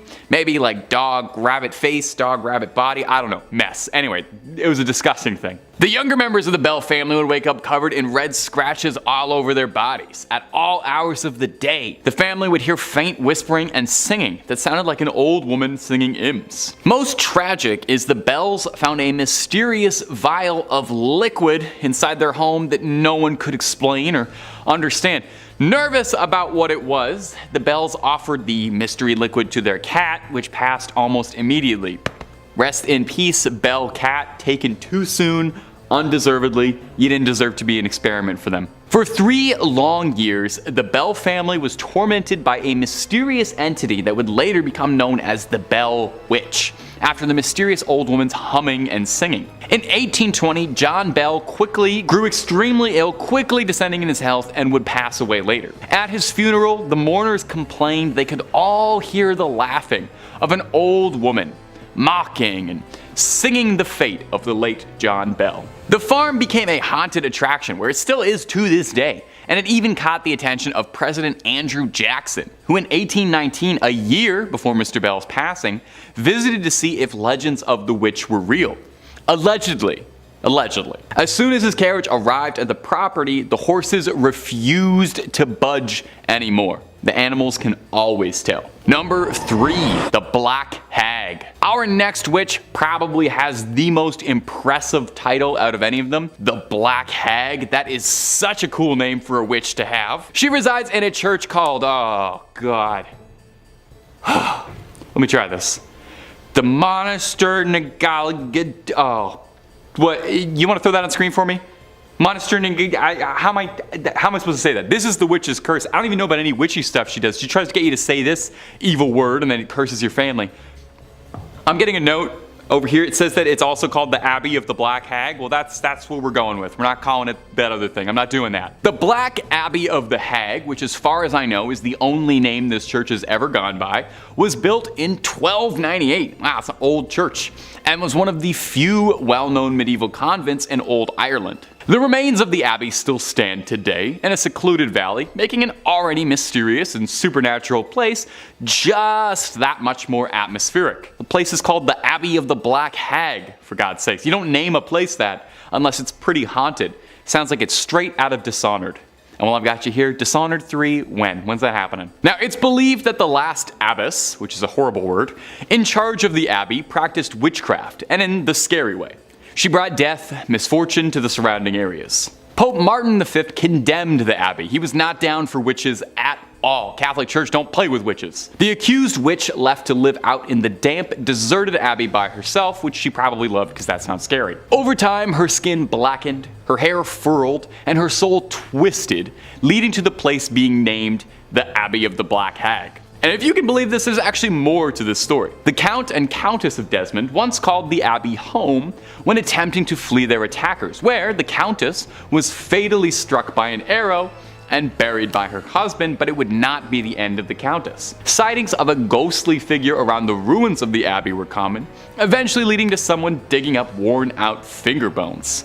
And it's said now that a woman's panicked shrieking can be heard in the early hours around the abbey. Taking up our number 2 spot, we've got Mother Suspiriorum from Suspiria, 2018. No hate to Helena Marcos, alright? She's a hugely horrifying witch in her own right. And in fact, if we were just to ignore the 2018 version and only analyze the original Argento edition, Marcos would have definitely made the list for sure. A rapidly deteriorating, power-hungry horror with a really great reveal is always a welcome addition to my spooky Rolodex. However, Mother Suspiriorum has to take the cake. Revealed in her true form at the end of the remake, Suspiriorum is the catalyst for one of the craziest scenes I've seen in years. The disemboweling of young dancers, exploding heads of false prophet worshippers, and the frantic, shivering dancing. All incredible and deeply disquieting stuff. Plus, the surprise reveal of who Suspiriorum's incarnate really is a great twist, and being able to summon death incarnate is a sweet piece of magic. What makes Suspiriorum even scarier though is her backstory. What is Mother Suspiriorum? Well, she is actually one of the 3 mothers watching over the Marcos dance company. The other 2 being Mother Tenebrarum and Mother Lacrimarum. Representing darkness, tears, and sighs, the 3 mothers are integrated into Dario Argento's Three Mothers trilogy. The Italian giallo master imbued his movies with some incredibly deep lore. The original Suspiria was actually the first of 3 in this trilogy, with the other 2 movies being Inferno and The Mother of Tears. They were based on an essay called Lavana and Our Ladies of Sorrow by Thomas de Quincey. De Quincey wrote, "I want a term expressing all the mighty abstractions that incarnate themselves in all individual sufferings of man's heart. And I wish to have these abstractions presented as impersonations, that is, as clothed with human attributes of life and the functions pointing to flesh. Let us call them, therefore, Our Ladies of Sorrow." The 3 mothers are the incarnation of human suffering. Suspiriorum is elaborated upon and imbued with perishing dreams and delirium. Argento takes this idea and makes Suspiriora the power that lies in suffering, the agony used to develop intellect and spirit, conceptions of the infinite that are only accessible through pain and sorrow. So, Mother Suspiriorum is the embodiment of suffering for growth, agony in exchange for greatness. Not everyone can handle that trade-off, and the weakest are culled.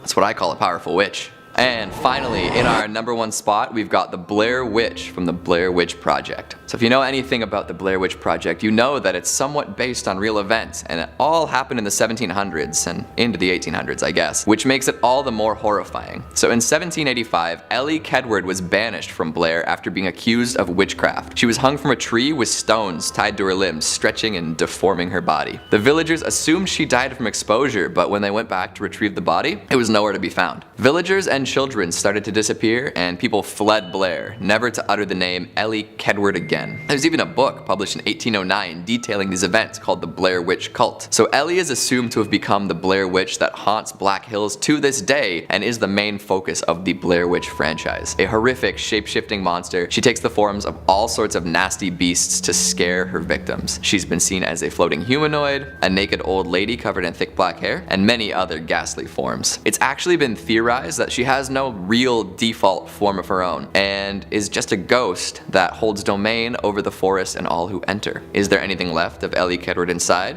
Or has it become a totally inhuman being? While her motives are foggy at best, the Blair Witch has a sadistic streak. She loves to stalk and torment victims before killing them. There's a method to her madness though, as she will kill people in a specific order if they perform certain actions. In the movies, we don't hear the witch communicate much, but based on how some characters act, we can assume that she is able to torture people into compliance and issue commands. Is she just trying to keep people out of her wooded home, or is she attempting to create and maintain her own Blair Witch legend? We may never know for sure. But hey, you guys are brave, right? Somebody want to go and ask her what she's up to and let me know? Coming in at number 5, the Corwin Witch House. The Jonathan Corwin House in Salem, or simply known better as the Witch House, was the home of Judge Jonathan Corwin, 1640 to 1718, a prominent figure in the horrors that happened there, and is actually the only structure you can visit in Salem today that has direct ties to the Salem witch trials of 1692.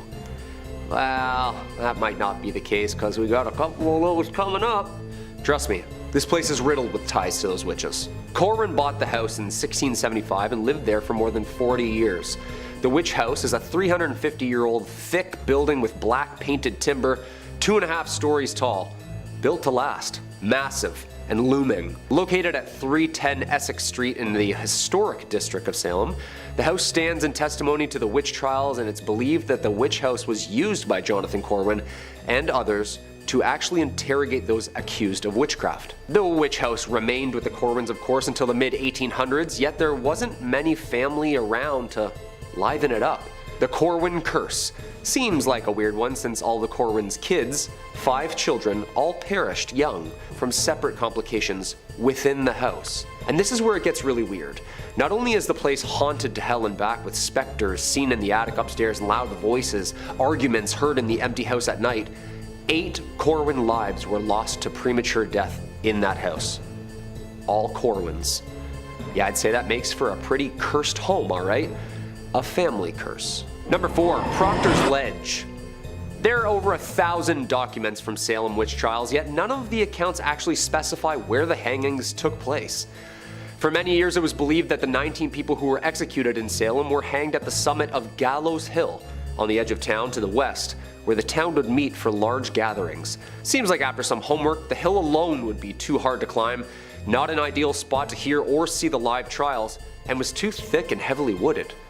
Maps of 1700 Salem show Gallows Hill marked on the map, but no actual marker for the execution site.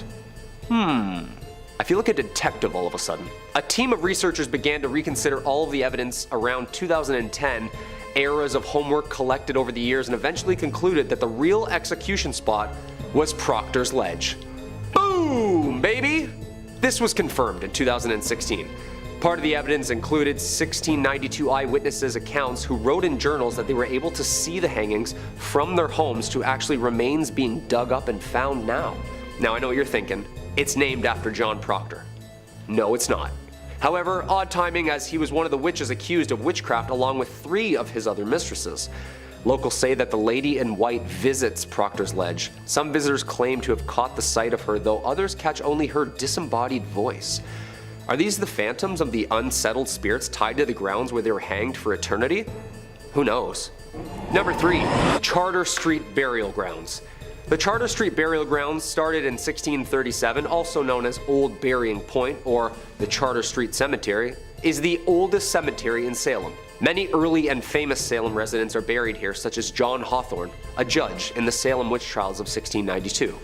Hawthorne, whose father had been a Salem magistrate, was born in 1641 and had 6 children. Hawthorne experienced several deaths in his family, including those of all his 3 brothers.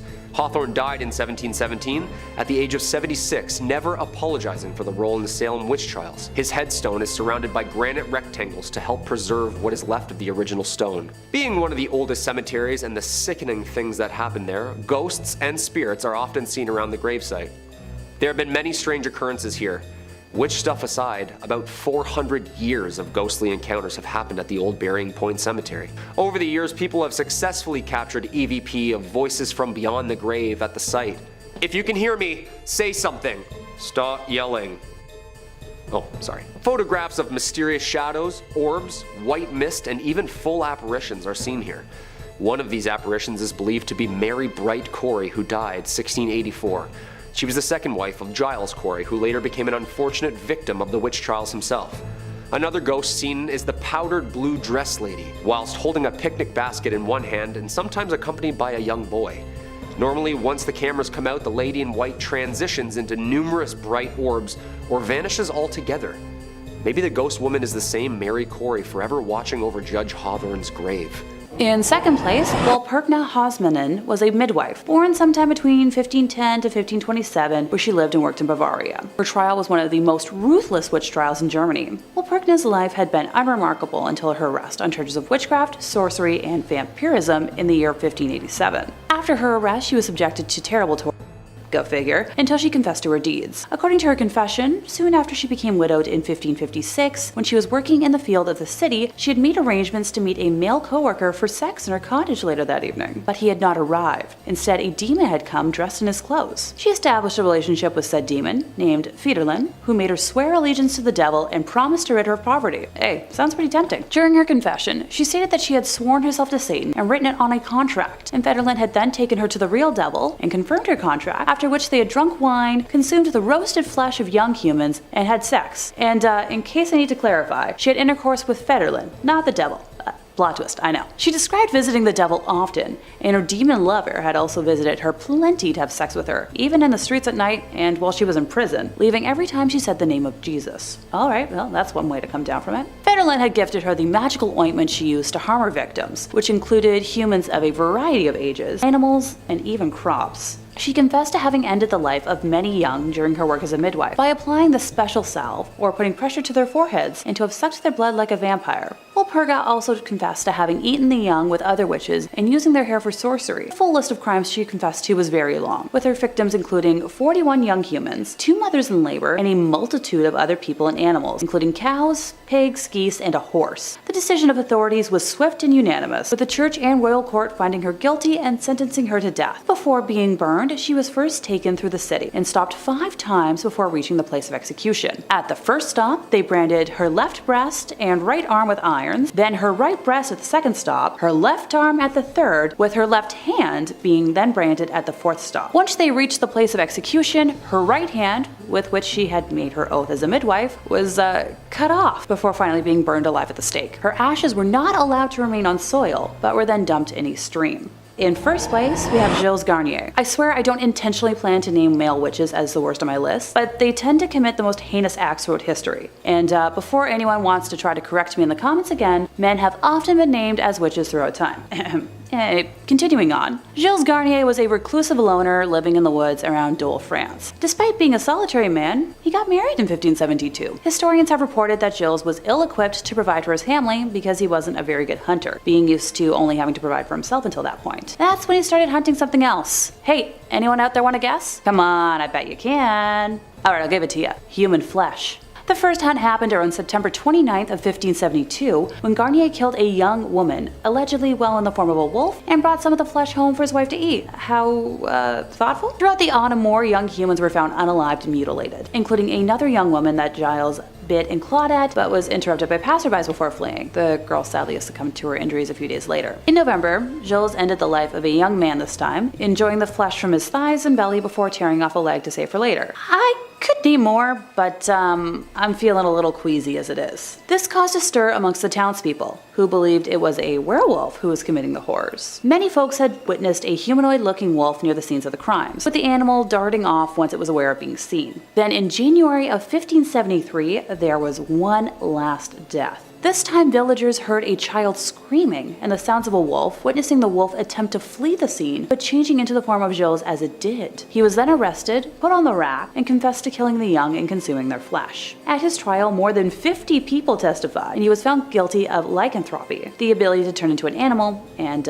witchcraft. He and his wife were burned at the stake on January 8, 1573. Starting off our list at number 5, we've got The Witch in the Woods from The Witch. While they may seem like a relatively small threat today, witches were extremely scary to the God-fearing population back in the olden days. We find out exactly why in Robert Eggers' directorial debut detailing a New England folktale. The Puritan family is banished from their colony over a religious argument and is left to fend for themselves in the forests beyond. Here, they are tormented by a witch who calls these very woods her home. If the events in this movie are based on accounts of witchery from way back in the 1630s, I can totally understand why people were so up in arms about spellcasting. This witch steals an unbaptized baby, grinds it up, and rubs the ground baby meat all over her body. She curses the family's crops, which cause them to infight and blame each other for some of the magical acts.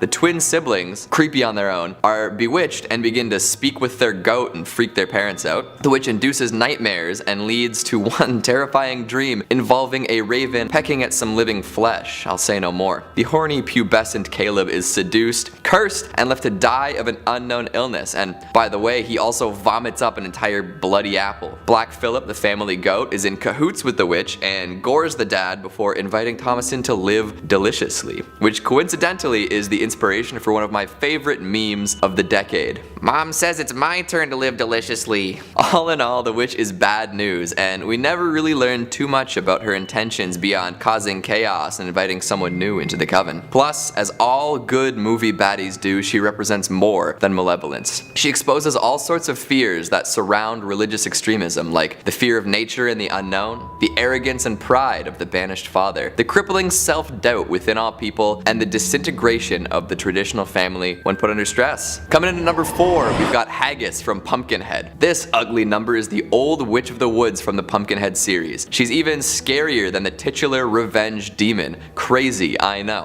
Haggis is a cautionary tale of sorts, using our protagonist Ed Harley as a shining example of what not to do. Grief-stricken by the accidental death of his son, Ed seeks out Haggis to see if she can bring the young boy back to life. Unfortunately, Haggis offers him the opportunity for vengeance instead. Without warning him of the costs of his revenge quest, she takes some of his blood, cuts it out of his hand, along with some of his son's blood, and then begins a ritual to bring Pumpkinhead back to life. Never a good idea to make a demonic blood pact with a witch. I'm just putting that out there. The revenge journey surprisingly doesn't make Ed feel any better, and he realizes probably wasn't the right call. In the end, he dies trying to stop the monster, and Haggis takes his body, buries it in Pumpkinhead's grave. Yikes. He become a demon in his own right. Haggis is then free to continue on as she was before, casting spells and waiting for her next victim to approach with an unnatural request. This leaves us with some lessons though, right? So listen up. Revenge is a never-ending cycle, deals with the devil always have hidden clauses, and don't trust a witch named after sheep's stomach. Coming in at number 3, we've got Asa Vajda from Black Sunday. So Black Sunday is this Italian horror movie from the 60s that was actually banned from the UK until 1968 due to graphic content. These giallo directors love to make wicked movies about witches. It was actually so brutal that Western audiences only got to see censored versions in theaters. Still holds up today. The witch is largely to blame for these insane bouts of violence and gore. Hundreds of years before the plot begins, she was a practitioner of the dark arts along with her lover. They were discovered by her brother and sentenced to death for sorcery. Now you can probably guess what happens next. She curses him and his bloodline. Yes, she would even curse her own family. It's hardcore. Her execution is one of the most brutal I've ever heard of. You ready? Okay. So they take a metal mask with spikes on the inside and they hammer it into her face. And there are 2 extra long spikes just for her eyes. It's like an Iron Maiden, but just made for your dome. Holy crap. Get it? Hundreds of years later, she is accidentally brought back to life by some spilled blood, and so begins her revenge scheme. Using her telepathic powers, she revives her long-dead lover, and they begin to take servants under their control. With the ability to manipulate men through seduction, magic, and a cursed kiss, as well as the power to drain her descendants' life and gain immortality, she is a dangerous spellcaster. So watch out for her, okay? Although I'm sure some of you wouldn't mind being her servant. No judgment. Number 2, the Blair Witch. Perhaps one of the most pervasive witches in pop culture after the Wicked Witch of the West, the Scourge of Maryland, the Blair Witch. Perhaps you saw the very successful 1999 documentary regarding her legend, or maybe you saw one of the 2 middling sequels. According to legends, she haunts the Black Hills Forest near the town of Burkittsville, Maryland. The local folklore states that in the 18th century, a woman named Ellie Kedward was accused of practicing witchcraft. She was chased and exiled out of the township of Blair and condemned to live in the woods, hence the Blair Witch. It's believed that she died out in the surrounding forests in the harsh winter of 1785, but it's also said that she placed a curse on the town moments before her death, vowing to seek revenge on the townspeople and their descendants for generations. And not to split hairs here, but that does actually kind of sound like she was a witch. I'm not saying it was justified in exiling a woman out of her town, just that placing a hex on a town definitely sounds like witchcraft, and I can understand where they were coming from. I'm just trying to understand the scenario, okay? I'm divorced from it. I'm not part of it. I'm just trying to understand it. From here, the legends of Kedward grew into the larger-than-life figure, the Blair Witch. Various disturbing events were attributed to the Blair Witch. Mysterious disappearances, people being lured away into the woods, supernatural phenomena, camera crews disappearing in forests, reports of finding strange hex bags in the surrounding woods filled with strange runes and symbols and remnants of people, hair, teeth, for her to perform wicked rituals. Now, it goes without saying, unless you firmly believed the marketing campaign of the 1999 film, The Blair Witch Project is obviously a movie. While they say it's based on the real story of Ellie Kenward, there is no record of a Blair Township ever having existed. Almost certainly, the Blair Witch's story is inspired in large swaths by the Bell Witch, who we talked about earlier. Although in a kind of unique case, back in the day when the Blair Witch did come out, its marketing was so effective, and in this sort of like pre-early internet area, there were several people who did think it was real. It was a cast of completely unknown actors by a team no one had ever heard of. And on some level, I don't know, maybe to get esoteric with it, what makes an urban legend real? Just us believing in it, right? Do you believe the other 4 stories I've told you more?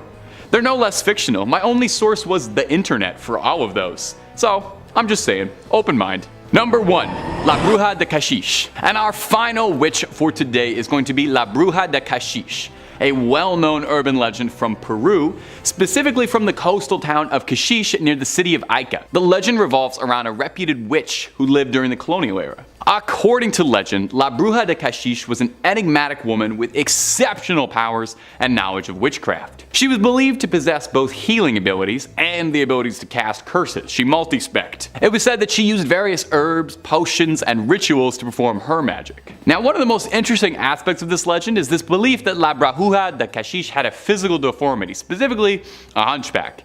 And if there's one thing we love in an urban legend, it's a bit of a physical deformity. It makes it that much more believable and scary.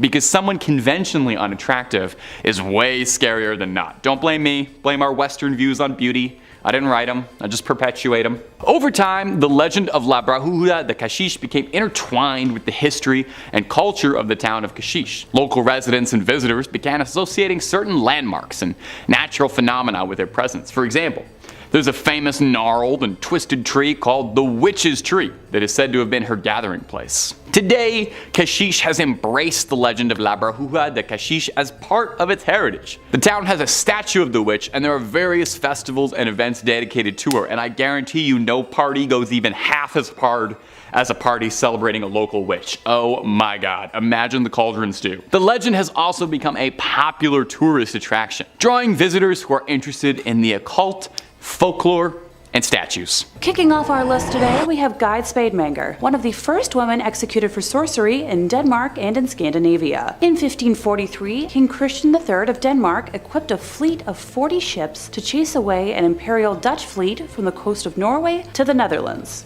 Outside of Helsinki, his fleet was stuck in a calm, and the whole project failed. Soon, a merchant's wife named Guide Spademanger was arrested and tortured, believed to have gathered a group of witches in a valley outside the city and enchanted the ships. She eventually admitted to conducting a spell with a coven on a hill above Elsinore and named several more people that were involved, male and female, including vicars, which led to the expansion of the witch trial. Her trial was handled by the royal governor Eske Bild. She also said that the enchantments would never disappear unless Guide herself was allowed to remove them personally. The people that she named were arrested and tortured to an extent quoted as so hard their limbs were separated, but none other than Guide confessed. In November of 1543, the king demanded for the rightful old principal of witches to be burned, but she sadly suffered through further interrogations first before meeting the end of her time. In 4th place, we have Agnes Sampson. Starting off this tale, when King James decided to marry Anne, Princess of Denmark, as quickly as he possibly could, this wedding was arranged in Denmark with a proxy standing in for him since he was,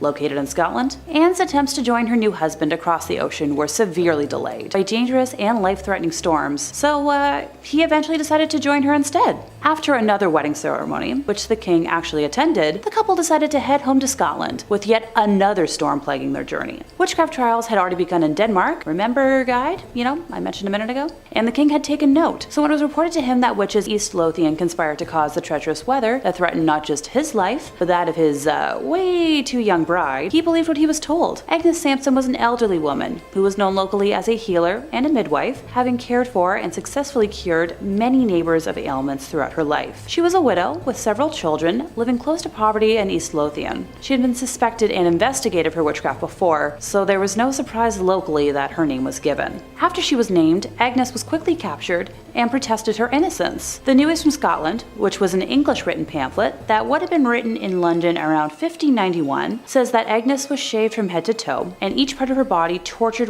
throat for hours, intentionally to cause intense pain. The devil's mark was found, and she confessed, saying that she and hundreds of other witches attended North Berwick Kirk on Halloween night to meet with the devil to end the life of the king. She claimed the devil appeared to her as a black man, a dog, or a hayrick. Agnes also mentioned various attempts to obtain the king's shirt or other personal linens in order to work her charms. She had attended a witches' convent at North Berwick with her son-in-law, where they collected bones and powdered them for said charms. To prove her magical powers, she told the king the exact words that had passed between him and his new wife on their wedding night. Agnes's trial was presided over by a judge, with a jury of 17 men from East Lothian, many of whom would have known Agnes personally. After hearing the evidence, they found her guilty of 49 out of the 51 charges. In January of 1591, she was taken to Edinburgh Castle and met her end by way of a rope necklace, with her body then being burned at the stake. The naked ghost of a bald Agnes is said to roam the palace of Holyrood House, the official Scottish residence of the British monarchy. Let me know in the comments if you've ever been or if you've seen Agnes yourself. In the middle of this scary sandwich, we have Angèle de la Barthe in third place. Born around 1230 in Toulouse, France, she was a noblewoman and a Gnostic Christian, which was a sect that was considered heretical by the Catholic Church. By definition, Gnostic Christian is a term that refers to various branches of early Christianity that claim to have special divine knowledge. They have different views of the Bible, Jesus Christ, salvation, and God compared to traditional Catholics. They have diverse teachings and practices such as Valentinianism, Sethianism, Manichaeism, and Mandaism. Some of them regard Jesus as a human being who became enlightened or Christed, while others see him as a divine being who came to lead humanity back to the light.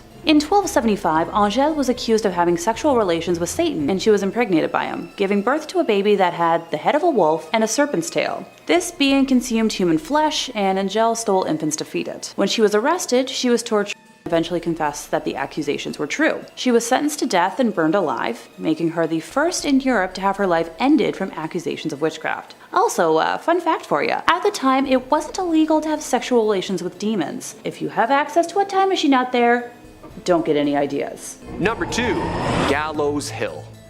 Okay, so we were just talking about what happened to some of the accused during these hysterical trials and all the historical places that saw such violence. One of the most interesting witches tried of that was Giles Corey. Tried as a witch but never hanged. Actually, the old man known as Giles Corey was pressed to death with the judge's orders of him being a strong and stubborn old man and would not for the life of him indulge in the nonsense he was being accused for. He never admitted that he was a witch, even throughout his torture. They laid him down and put a board on his back and proceeded to stone him to death, piling up stones on the board, resulting in crushing and eventually perishing underneath it.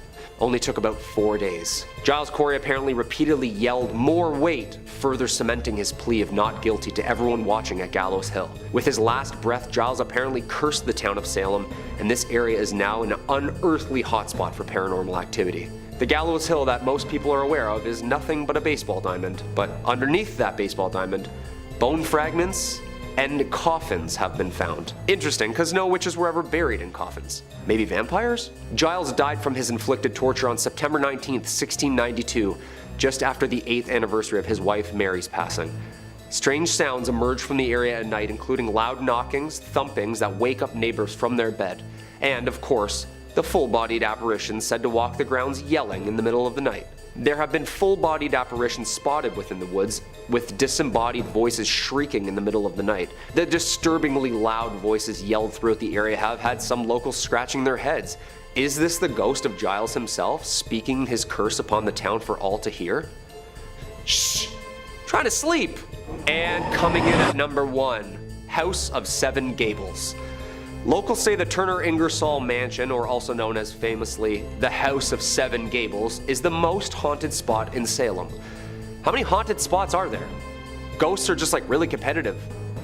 Now a prominent museum, protected in its original form, used for plays and reenactments by the locals, the original structure was simple in nature, with only 2.5 rooms and just under 3 stories tall. By the time of John Turner's death, the prominent merchant, sea captain, and owner of the house, he was one of the most wealthy men in the entirety of Massachusetts. Turner and Ingersoll's House of the Seven Gables is a ghostly reminder of the tormented souls both trying and being tried at the time of the hangings. But the Turner Ingersoll is a reminder for more than just lost shipping fortunes and curses, as it's also a homely reminder of Judge Hawthorne himself, and the guilt he inflicted on that town. As records show, Hawthorne may have feigned sympathy for the accused witches, but he never regretted his involvement in their trials or executions. And he certainly never expressed any remorse during the trials themselves for sending the accused to their death. Following the witch hysteria of the late 1600s, the Hawthorne family lost most of their wealth, no doubt influenced by the families of the accused witches who sought out justice for their dead loved ones. Acting now is only a museum of historic place. Each year, the museum hosts a series of theatrical plays, all of which surrounding the Salem witch trials. Such plays titled as Legacy of the Hanging, Judge Hawthorne, and Spirits of the Gables. But some of the actors aren't, well, very alive. As for the ghosts outside of the theatrical performances, well, everybody's got their own opinions on that, but tour guides and employees tend to avoid the attic, where some people have complained about being choked by ghostly figures. Local lore has many different stories to tell, and so do many of the visitors who enter Salem's most haunted house. Others report seeing a phantom boy who enjoys playing in the attic. Throughout the day, his giggles and laughs can be heard. Always giggling kids, eh? They're like the scariest ghosts. Well, that's about all the proof and lore I need to believe it. Imagine doing a show and a ghost just saying, "Line?" I don't know, what do you think? Are these stories and places scary enough for you? I certainly am terrified. And I also just learned about 5 new places in Massachusetts that I'm never going to visit.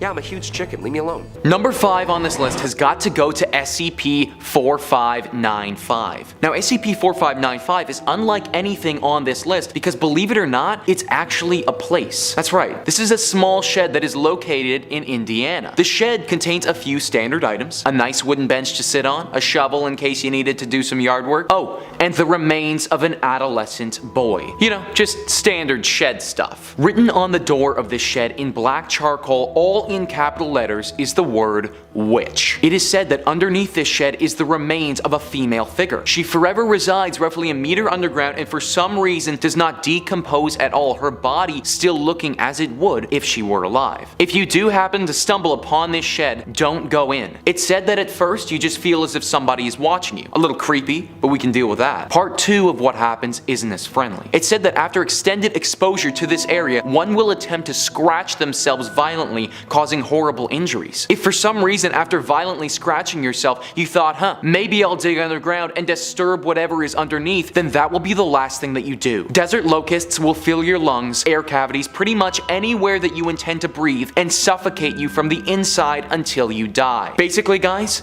if you ever see any weird looking sheds in Indiana, just walk in the other direction. Coming in at number 4, we have SCP-5351, or also known as the Witch of Words. This witch is especially scary because if you let your guard down for a second, it can strike. It's kept at Site 22, but there is no audio recording of SCP-5351, and no one is allowed to quote or repeat anything it says. This is because if they do, they could be killed. Although SCP-5351 might resemble a young Slavic woman, I want to warn you that there is nothing human about this creature. If anyone is to repeat anything that it says, whether that be in person or through text, SCP-5351 will immediately appear in front of that individual and kill them on the spot. Although the death might be swift, it is a brutal one. Reports say that the Witch of Words will maul her humans to death with her bare hands, showing inhuman levels of strength. For somebody whose brain likes to wander, speaking about myself here, people, having somebody who will literally kill you if you ever utter something that she has previously said is pretty scary. The one positive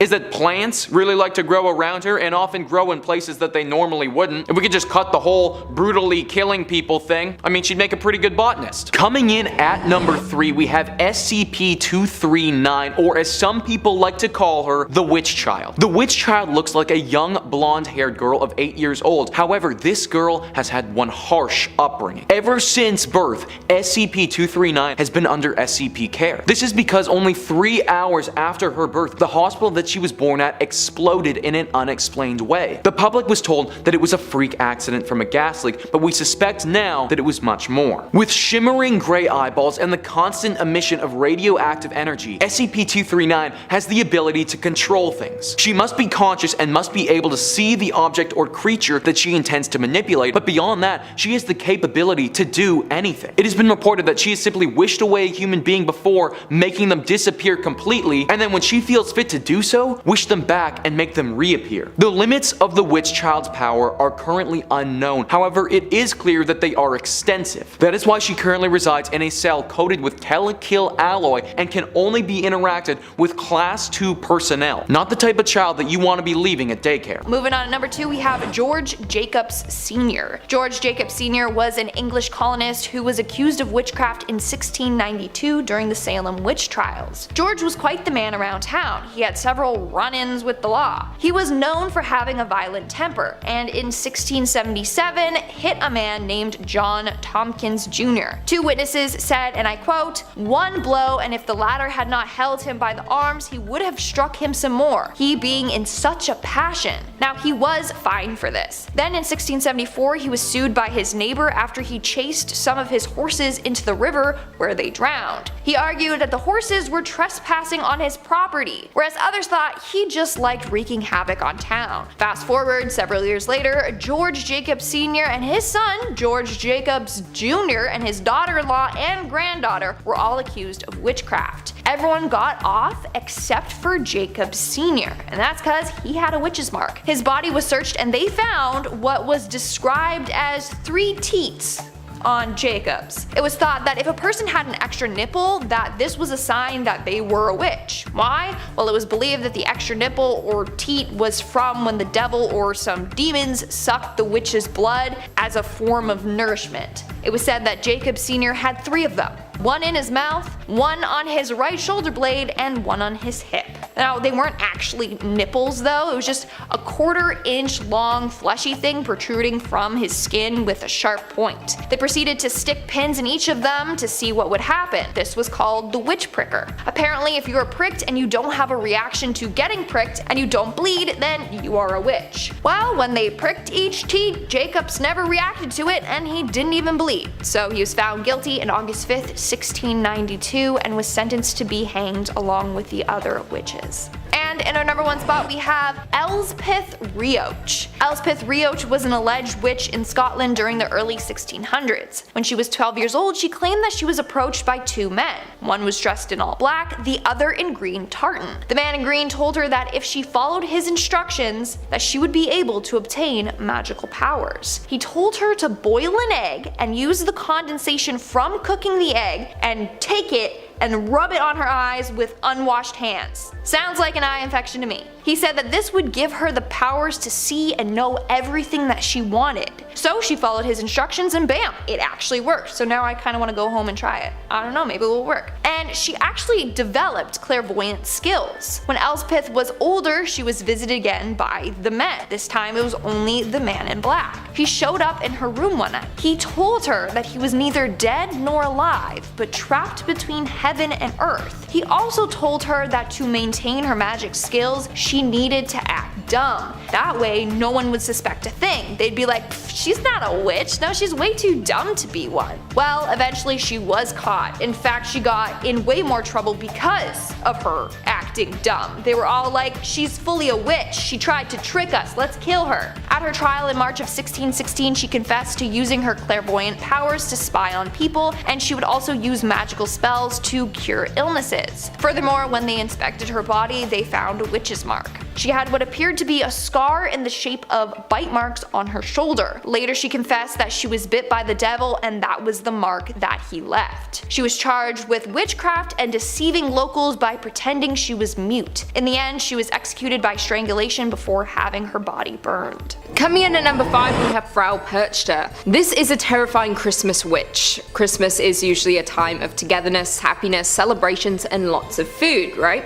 Well, in Austrian and Bavarian tradition, people have a little bit more to fear. Everyone has heard of Krampus, the half goat, half demon that punishes misbehaved children at Christmas, but few have heard of the ruthless Frau Perchter. This old hag is not to be underestimated. Perchter is often depicted as a crone with an iron-beaked nose, dressed in rags and sometimes carrying a cane. The other thing she carries is a bit more sinister, a massive knife hidden under her skirt, and she certainly loves to use it. You don't get the nickname Belly Slicer for no reason. reason. Legends say that the witch punishes bad children and rewards the good. Sounds a bit like Santa Claus, however a lump of coal sure beats what her punishment entails. Frau Perchta apparently hates children who are dishonest and will scrape their tongues if they lie. Unfortunately, being an adult won't save you from the Christmas witch. Frau Perchta has a thing about domestic cleanliness and will punish women if their homes aren't clean enough. Ladies also feel her wrath if they leave their flax unspun, but the punishment doesn't seem to fit the crime. By the 12th night, or January 6th, if your home is messy, your flax left unspun, and you didn't leave out a bowl of porridge for her, Frau Perchta will slice open your belly with her long knife, remove your organs and fill your insides with rocks and straw. So if you want to avoid being disemboweled by Frau Perchta, maybe skip out on summoning her this Christmas. Coming in at number 4 we have Isabel Gowdy. Isabel Gowdy is a Scottish woman made famous for her extremely detailed confession of witchcraft in 1662. Unlike many other women at the time, she was not tortured for her testimony and willingly gave it on her own volition.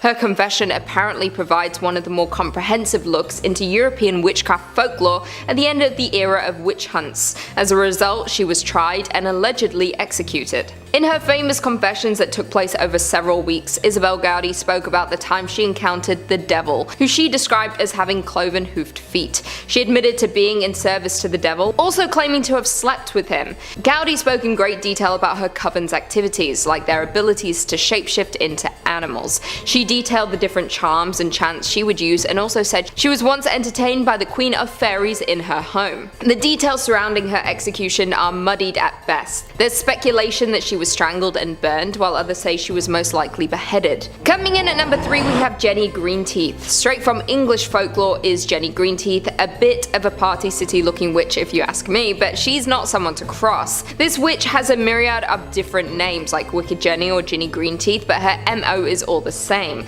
The water-dwelling hag is said to have an affinity for drowning the vulnerable. This legendary witch has a bit of a monstrous appearance with long arms, sharp teeth, and wild hair. Her skin is a grotesque shade of green and resembles duckweed, a type of weed that is one of Britain's most common small water plants. Because of this, she's often associated with ponds and rivers with the weed growing on it, and it's said to be an indicator of her presence. From the 19th century onwards, children have been warned to steer clear from bodies of water, with the threat of Jenny Greenteeth drowning them. It was also said that if they stuck around a pond too long, her long arms would drag them into the water. Elderly folks will also suffer the same fate should they not listen to the warnings. Fun fact, Jenny Greenteeth actually inspired Meg Mucklebones in Ridley Scott's Legend. Coming in 4th, Moll Dyer, one of the witches that inspired the Blair Witch Project. Residing in Leonardtown, Maryland, her origins are clouded in mystery, the most popular theory being that she was a noblewoman escaping an unsavory past. Taking up an isolated residence outside of town limits, she developed a reputation as a skilled herbalist. Those skills, combined with her unknown past and secluded lifestyle, planted the suspicion of witchcraft in villagers' heads. In the winter of 1697, the weather was so harsh that many crops failed, and a deadly plague swept through the town. It is believed that these were revenge from Moll, after the townspeople had been blaming her for every misfortune and hardship they faced. A meeting was held amongst town vigilantes, and they decided to form a mob to run her out of town. They set fire to her cottage in the dark of night, and Moll ran until her legs gave out, kneeling by a large rock. She raised her hand to the sky, calling down a further curse to the townspeople, and eventually froze to that same rock, leaving her handprint as a notice of her final act. The boulder has since been preserved as a landmark, and even though the handprint is no longer clearly visible, visitors have reported feeling profoundly uncomfortable or experiencing terrible aches and pains around it, and cameras have been known to malfunction in its presence. On the coldest nights of the year, people have reported seeing a woman with long white hair and wearing a white dress walking through the fields and woods near the town. 3rd place, Ray Sherwood, the last convicted witch of Virginia. Also known as the Witch of Pungo, she was born in 1660 to carpenter John White and his wife Susan, and married her husband, Farmer James Sherwood, in 1680, whom she birthed 3 sons with. Grace was a renowned healer, growing her own herbs on their land, also acting as a midwife. While no official paintings or drawings of her exist, she is described as very attractive and tall, with a sense of humor. She was known to wear trousers instead of dresses while doing yard work, something almost unheard of at the time. The first accusation of wrongdoing against her came in 1697, when Richard Capps accused her of using a spell to end the life of his bull, of which the court could not make a decision. Grace and her husband filed a countersuit, which was settled out of court. In 1698, Grace was then accused by neighbor John Gisborne of enchanting his pigs and cotton crop. No court action was taken this time, and another countersuit by the Sherwoods went nowhere. In that same year, Elizabeth Barnes alleged that Grace had taken the form of a black cat, entered the Barnes' home, jumped over her bed, whipped her, and left through the keyhole. The allegations went nowhere. Same for the countersuit, leaving the Sherwood couple to pay court fees for the third time. After her husband's death in 1701, Grace managed to dodge further allegations until 1705, when she got into a fight with neighbor Elizabeth Hill. She sued Elizabeth and her husband for a battery and was awarded damages of 20 shillings, so roughly the equivalent to 170 Canadian dollars today. In March, the Princess and County Justices assembled 2 juries, both made up of women, with the first being ordered to search Elizabeth's home for wax or baked items that might indicate she was a witch. Led by Elizabeth Hill herself, Grace was examined by the second jury of 12 ancient and knowing women, appointed to look for markings on her body that might be brands of the devil. And they discovered 2 marks not like theirs or like those of any other woman known to them. On July 5th, the justices ordered a trial by ducking to take place. If Grace were to sink, she would be deemed innocent. If she were to float and survive, she would be declared as guilty and imprisoned. Around 10 a.m. on July 10th, she was taken down a dirt lane now known as Witch Duck Road to a plantation near the mouth of the Lynn Haven River. The event attracted people from all over the colony, who began to shout, "Duck the witch!" It is believed that her right thumb was bound to her left big toe and her left thumb to her right big toe, and then she was flung into the water, where she quickly floated to the surface. The sheriff then tied a 13-pound Bible around her neck, causing her to sink, but she untied herself and returned to the surface, cementing her status as a witch. She was then imprisoned for 8 years and lived quietly until her death in 1740. According to legend, her sons placed her body near the fireplace, and a wind came down the chimney, with her corpse disappearing amongst the embers. The only clue left behind was a cloven hoofprint. Stories about the devil taking her body, unnatural storms, and loitering black cats quickly arose after her death, and local men ended the life of every feline they could find. This widespread elimination of cats is believed to have caused the infestation of rats and mice in 1743. In our second place position, we're traveling over to 1662 Scotland, where Isabel Gowdy, housewife to John Gilbert, residents of the Aldern region, and that's about all we know of her personal life. It is believed that she was tortured before her confession. Methods used at the time included the use of thumb screws, foot roasting, witch pricking to test for a devil's mark, sleep deprivation, or isolation with food and water restrictions. Ugh. The specific details of the original accusation or reason for her confession are unknown, but are believed to be part of a conspiracy to torment the local minister, Harry Forbes, who was a zealous extremist who had a fear of witchcraft. And for a woman who would not have been taught to read or write, she was extremely eloquent. Her first confession described an encounter with the devil in the church at night, where she renounced her baptism and the devil put his mark on her shoulder before sucking her blood from it. Other meetings took place at several locations, where she recounted having sexual intercourse with the devil, who she described as a very cold and rough but great man. She detailed his appearance as having forked and cloven feet that were sometimes covered with shoes or boots. Details were given of taking a child's body from a grave and spoiling crops, along with information about covens and where they danced. The coven ate and drank the best of food at houses they reached by flying through the air on magical horses and entered through the windows, where they were entertained by the Queen of the Fairies in her home at Downey Hill, which was filled with water bowls that frightened Isabel. She claimed to have made clay figures of the male offspring of the owner of her land to cause them suffering or death, and that she had assumed the form of a jackdaw bird with other members of the coven who had transformed into animals like cats and hares. Some parts of her testimony, such as her description of the king and queen of the fairies, has been cut short when the notaries have just noted, etc., because they were unable to keep pace with the volume of information being narrated to them. A little over 2 weeks later, on May 3rd, Isabel's second confession was transcribed. She expanded on details about the coven by providing the nicknames of its members and as many of the spirits that waited on them as she could remember, including her own servant spirit, whom she called Red River, who dressed all in black. Claims included once again having the ability to transform into animals, with the individual chance used supplied. Over the duration of all of her confessions, a total of 27 benevolent or malevolent chants were given, more than in any other British witchcraft case. She testified that the devil handmade elf arrows that were then enhanced by small, roughly spoken elf boys. The devil allocated a number of arrows to each coven member with instructions that they were to be fired in his name. If the intended target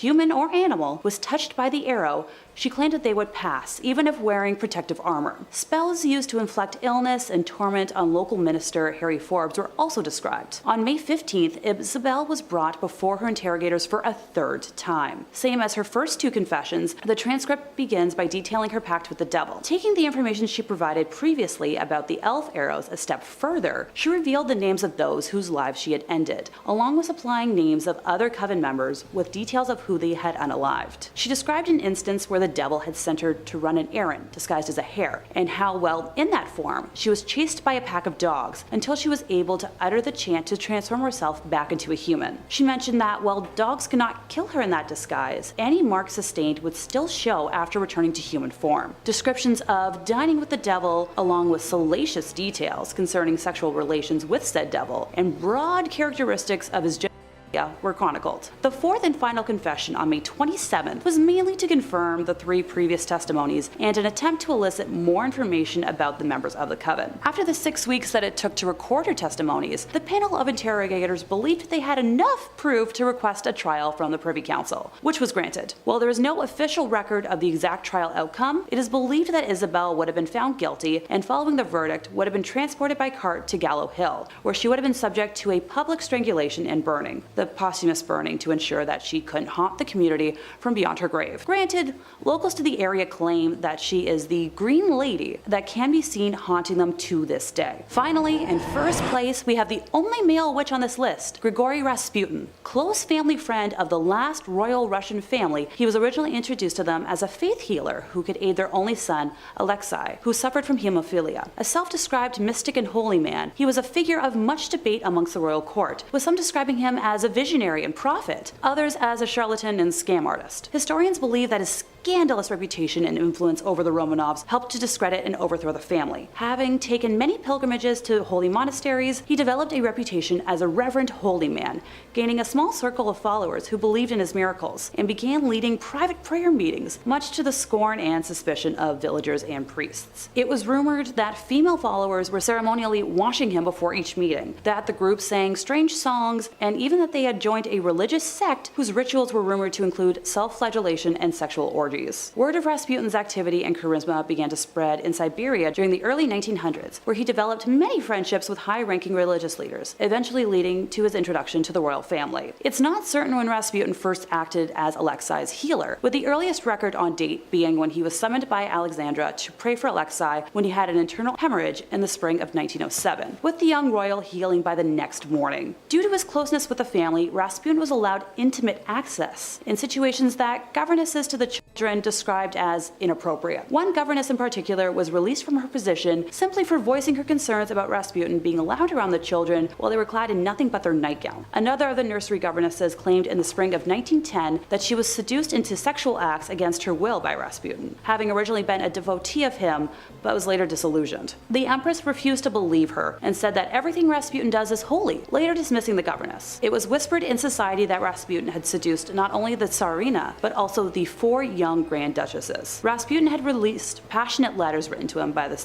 Tsarina and the 4 young Grand Duchesses that, throughout society, fueled the rumors. In 1916, a group of nobles led by Prince Felix Yusupov banded together, deciding to assassinate the holy man for his influence over Alexandria and her family. It is said that the prince invited Rasputin to his place shortly after midnight, where he offered the man tea and cakes, which had been laced with cyanide. Rasputin initially refused the cakes, but then began to eat them, and to Felix's surprise, appeared unaffected by the poison. Rasputin then asked for wine, which had also been poisoned, and drank 3 glasses, but still showed no sign of distress. At around 2:30 in the morning, Felix excused himself to go upstairs, where his fellow conspirators were waiting. He grabbed a revolver and returned to the basement, telling Rasputin that he'd better look at the crucifix and say a prayer, referring to the crucifix in the room, and then shot him once in the chest. Rasputin leapt up from the bullet and attacked Felix, who freed himself with some effort and fled upstairs. Rasputin then followed Felix outdoors, where he was shot once again and collapsed into a snowbank. The group of men then wrapped his body in cloth, drove it to the Petrovsky Bridge, and dropped it into the Malaya Nevka River. Starting off this countdown, we have John Reed. John Reed was one of the 7 witches tried in 1697 Scotland. When he was caught, persecutors found that he had a mark on his loin. John said that the devil had nipped him there and that it indeed was a witch's mark. John also confessed that he was in service with the devil. The devil promised him wealth and abundance, but in return, John belonged to the devil. But John revealed that the devil broke his promise and never did anything he said he was going to do. On top of that, John admitted to attending a number of meetings with other witches. He also admitted that he was responsible for the torment of Christian Shaw. Christian was an 11-year-old who claimed she encountered a pack of witches who then bullied her and stole her milk. He also admitted that they all drowned her in the local well. As a result of his confession, it was very clear that he was a witch and he was locked away in a cell. The next day though, he was found dead. He had hung himself in his cell with his own scarf. It was believed that this was the devil's work. The devil convinced him to take his own life because John exposed him. Within the following weeks, the other witches close to John took their own lives in their cell as well. Again, it's thought that the devil possessed them and killed them off one by one because he was pissed with them. In our 4th spot, we have Janet Howitt. Between 1661 to 1663, 44 people in Beaufort, Scotland were accused of witchcraft. 7 of those accused were executed. The fate of some of the others remain unclear. One of the main women was Helen Guthrie. She was not a nice lady at all. This woman murdered her own stepsister and the stepsister's children. But she was like, wait, I'll help you, and claimed that she was able to identify other witches just by looking at them. So she said she would help them in the witch hunt if they went easy on her. She then went on to make up elaborate stories of witches meeting up at graves and eating the flesh of other humans, etc. The more she made up and pointed fingers, the longer she got to live, and same with her daughter Janet Howitt. Janet was also accused of being a witch like her mom. In fact, she had a witch's mark on her shoulder. She said it was from the devil biting it. She also said that it hurt for so long until the devil visited her again and stroked her shoulder. When he did that, the pain immediately stopped. Now, Janet was imprisoned with the rest of the accused, but we don't know what happened to her. They held a trial for her and no one testified against her. Plus, they only had the mark on her shoulder as evidence. We truly don't know if young Janet was let go or sadly killed. What we do know is that her plea date was 1666, 4 years after her arrest, so she was in jail for quite some time. In our 3rd spot, we have the Witches of Huntingdon. The Witches of Huntingdon were several individuals in the UK who were found guilty of witchcraft. First, we have Elizabeth Weed. Apparently one night, 3 spirits came to her and told her to renounce God and make a blood pact with the devil. So she listened, and that's what she did. John Winnick also did the same, but only agreed to if the spirits would help him out financially. Others, including John Clark Jr., were also visited by these spirits and decided to also renounce God and make a deal with the devil. Out of the 9 people accused, 5 were found guilty and hanged. Well, John Clark knew that they were going to search everyone's body for their witch's mark, which they all had. So what did he do? He cut off his 3 days before he was searched. Literally gouged it out of his skin so that the mark was gone. But I'm kind of confused because wouldn't that create another mark? I don't know, but I think he was let off the hook while he watched his friends be killed. He literally said, and I quote, "It was foolish to let the authorities find their marks. I cut off mine 3 days before I was searched." He then denied ever making a pact with the devil or being a witch, even though he was. Should be scary enough on its own, but time to elaborate, I suppose. These manuscripts were believed to be written in the early 1900s, as their first library appearance was around the 1920s. These books originated when a Wiccan high priestess called Persephone Adrasta Irene recorded her family's spiritual history of being an American witch of Swedish and English ancestry. These manuscripts record Persephone's witchy history that she reworked all through her adult life, incorporating her mother's grimoire into them as well. The first book contains around 250 pages of spells, incantations, curses, and enchantments, as well as corresponding information on gems, planets, rites, potions, and even exorcisms. The second book includes around 150 to 200 pages of alchemy and chemistry recipes, cures, perfumes and balms, nerve tonics, and even hairspray recipes. I could use that. The first book is believed to carry the curse heavier than its counterpart, as Persephone's spells are believed in Wiccan culture to contain more power than most other records due to the embodiment of herself within them. Originally, the books belonged to Alice Montserrat, the wife of Israel Regardie, who moved to the UK in the 1920s to work with famous occult writer Aleister Crowley. If you know, you know. Later on, they both went on to work with the Golden Dawn Order and printed their works and publications as occultism raised into the modern world. Though Montserrat did little reporting on the cursed lore over these books, she did make notes as to why she and others within the order believed the curse carried some serious weight. She made a note to an inscription warning all those who read it, saying, "To those not of the craft, the reading of this book is forbidden. Proceed no further, or justice will exact a swift and terrible retribution, and you will surely suffer at the hand of the craft." This was written not only in English, but other languages as well, to ensure the reader be heavily warned to keep away. To this day, copies of the Untitled Grimoires can be bought from M. Benjamin Catt's Fine Books and Rare Manuscripts in Toronto. They still come with a high warning for all non-believers within Wiccan or pagan beliefs to shy away from them because of the cursed lore within and surrounding their pages. As tempting as it might be to acquire a copy, since that is a place I could technically travel to, I don't want to risk fate. My life is crazy enough. Trust me. Number 4, the Grand Grimoire. Yep, it's a black magic grimoire, and for reference, because I don't think I elaborated last time, a grimoire is a textbook of magic. You know, it typically includes instructions on how to create magical objects like talismans and amulets, how to perform magical spells, charms, and divination, and how to summon or invoke supernatural entities such as angels, spirits, deities, and demons. In many cases, the books themselves are believed to be imbued with magical powers. Although in many cultures, other sacred texts that are not grimoires, such as the Bible, have been believed to have supernatural powers intrinsically. The only contents found in a grimoire would be information on spells, rituals, the preparations of magical tools, and lists of ingredients and their magical counterparts. In this manner, while all books of magic could be thought of as grimoires, not all magical books should be thought of as grimoires. Different editions date the specific one to 1521, 22, or 1421, but it was probably written during the early 19th century. Some experts suggest that 1702 is when the first edition may have been created as a Bibliothèque Bleue version, similar to a chapter book, since that version was published in 1750. The introductory chapter was authored by Antonio Veneziana del Rabina, who gathered his information from original writings of King Solomon. Much of the material of this grimoire derives from the Key of Solomon and Lesser Key of Solomon, which are grimoires attributed to, you guessed it,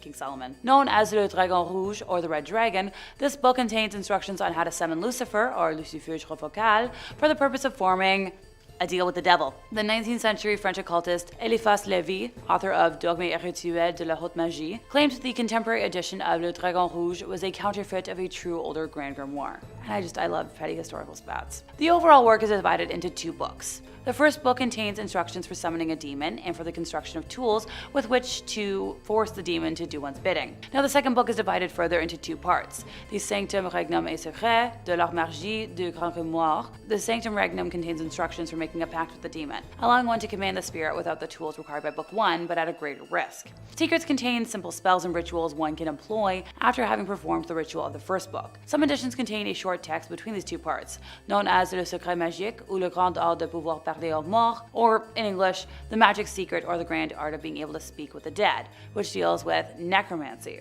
The book describes several demons as well as the rituals to summon them in order to make, a pact with them. It also details several spells for winning a lottery, talking to spirits, being loved by somebody else, making oneself invisible, and more. This book mentions 3 greater demons, which are similarly prioritized in the Grimorium Verum. Sidebar: in the English translation of the work, the demons are referenced by the more generic term of spirits, which is a term I know some modern Satanists prefer. I'm kind of partial to demons. The demons that are mentioned are the Emperor Lucifer, Prince Beelzebub, and Grand Duke Astaroth. Now this book also makes mention of 6 lesser demons, and of course I'm going to mention them all. So, we already know Lucifer Focal, Prime Minister, Satanachia, Commander-in-Chief, Agliarept, Commandant, Fleuruti, Lieutenant General, Sagatanas, Brigadier Major, Nibiros, Marshal, and Inspector General. Number 3, the Munich Manual of Demonic Magic. Try saying that 5 times fast. The MMDM, or Liber Incantationum Exorcium et Fascinatum Variarum, is a 15th century grimoire manuscript. The text, composed in Latin, is largely concerned with demonology and necromancy. Richard Kiekeffer edited the text of the manuscript in 1998 under the title Forbidden Rites, a Necromancer's Manual of the 15th Century. Portions of the text in English translation are presented in Forbidden Rites as well, embedded with the author's essays and explanations on the Munich Manual in specific and grimoires in general. The Russian translation of this Latin grimoire was published in 2019, while the first English translation was published in only 2023. There was only one known surviving manuscript of the original Munich Manual, which is almost complete, except for the first 2 folios that describe the beginning of the first ritual. The rest of the grimoire contains complete instructions for the invocation of demons such as Satan, Lilith, Astaroth, and Samael, as well as the supposed attainment of favors and supernatural powers from them. Some of the spells allow for obtaining the love of a woman, achieving invisibility, acquiring wealth and treasures, or gaining knowledge. The text is accompanied by over 40 illustrations of magic circles and symbols to be used in the rituals. Page 130 to 133 of the text include a list of 11 demons, similar to the one from the Ars Goetia. Since there are only 11, I guess I could list them all off. So Count/Duke Barbarus, Duke Casson, President/Count Odious, King Curson, Duke Alugar, Prince Daob, President Volak, Duke Generan, Marquise Tuvaris, President Hani, and Marquise Sukax. I promise I did my best with pronunciations today, folks. I'm a little sleepy. Most of the text is in Latin, with the exception of the 2 appended materials in German and Italian, which, hey, makes sense to me. At number 2, prayer tests. Prayer tests stand as the greatest example of the unjust nature of the witch trials and the persecution of innocent individuals, making it a cruel punishment for anyone put on trial. They were a controversial and often absurd method used during the witch trials to supposedly rule out witches. These tests were grounded in superstition and religious fervor rather than sound evidence. 2 notable cases, those of Jane Wenham and George Burroughs, shed light on the use and cruel consequences of such prayer tests during witch trials. Jane Wenham's case is one of the last witch trials in England, occurring in 1712. She was accused of witchcraft in Hertfordshire, and her trial attracted considerable attention due to the changing climate of skepticism regarding witch trials. One of the methods employed to test her guilt or innocence was the prayer test. In Wenham's trial, the prayer test involved having the accused recite the Lord's Prayer without error, usually out of the Bible or other holy texts. It was believed that a witch would be unable to utter the prayer correctly due to their alleged unholy nature. However, this test was deeply flawed and arbitrary, as it ignored the fact that many accused witches were uneducated and might struggle with reading the Lord's Prayer, especially in the intense and stressful environment of a trial. She also underwent dunking in order to test her witchy nature. Fortunately, Jane Wenham was found not guilty, thanks to the rising skepticism surrounding witchcraft. Even when accused of flying, the judge would retort, "Is flying a crime?" Which it isn't. Her case is often cited as a turning point in England's witch trials, as it exposed the irrationality and injustice of such proceedings. But in the case of George Burroughs in 1692, he wasn't so lucky. George Burroughs was one of the individuals accused and executed during the Salem witch trials in colonial Massachusetts. His case highlights how the prayer test was used in the American context. In Burroughs' trial, the authorities used the Lord's Prayer as a test of his innocence. They believed that if he couldn't recite it correctly, he must be a witch. Burroughs, to the astonishment of many, recited the prayer flawlessly, challenging the validity of the test. However, the court, fueled by hysteria and prejudice, dismissed this as a trick of the devil. So much for testing him, right? George Burroughs was ultimately convicted and hanged, illustrating how even when an accused individual passed the prayer test, it did not guarantee their acquittal or protection from the witch hunt's irrationality. So yeah, if you were wanted dead back then, you would be made dead. And at number 1, crushing. In the annals of history, the Salem witch trials of 1692 stand as a stark testament to humanity's capacity for cruelty, particularly in the realm of legal punishment. Amid the hysteria that gripped colonial Massachusetts, a plethora of cruel and unusual methods were employed to elicit confessions from the accused witches. Among these harrowing practices, the use of pressing or crushing remains one of the most chilling. The process of pressing was as brutal as it was inhumane. The accused individual would be stripped of all dignity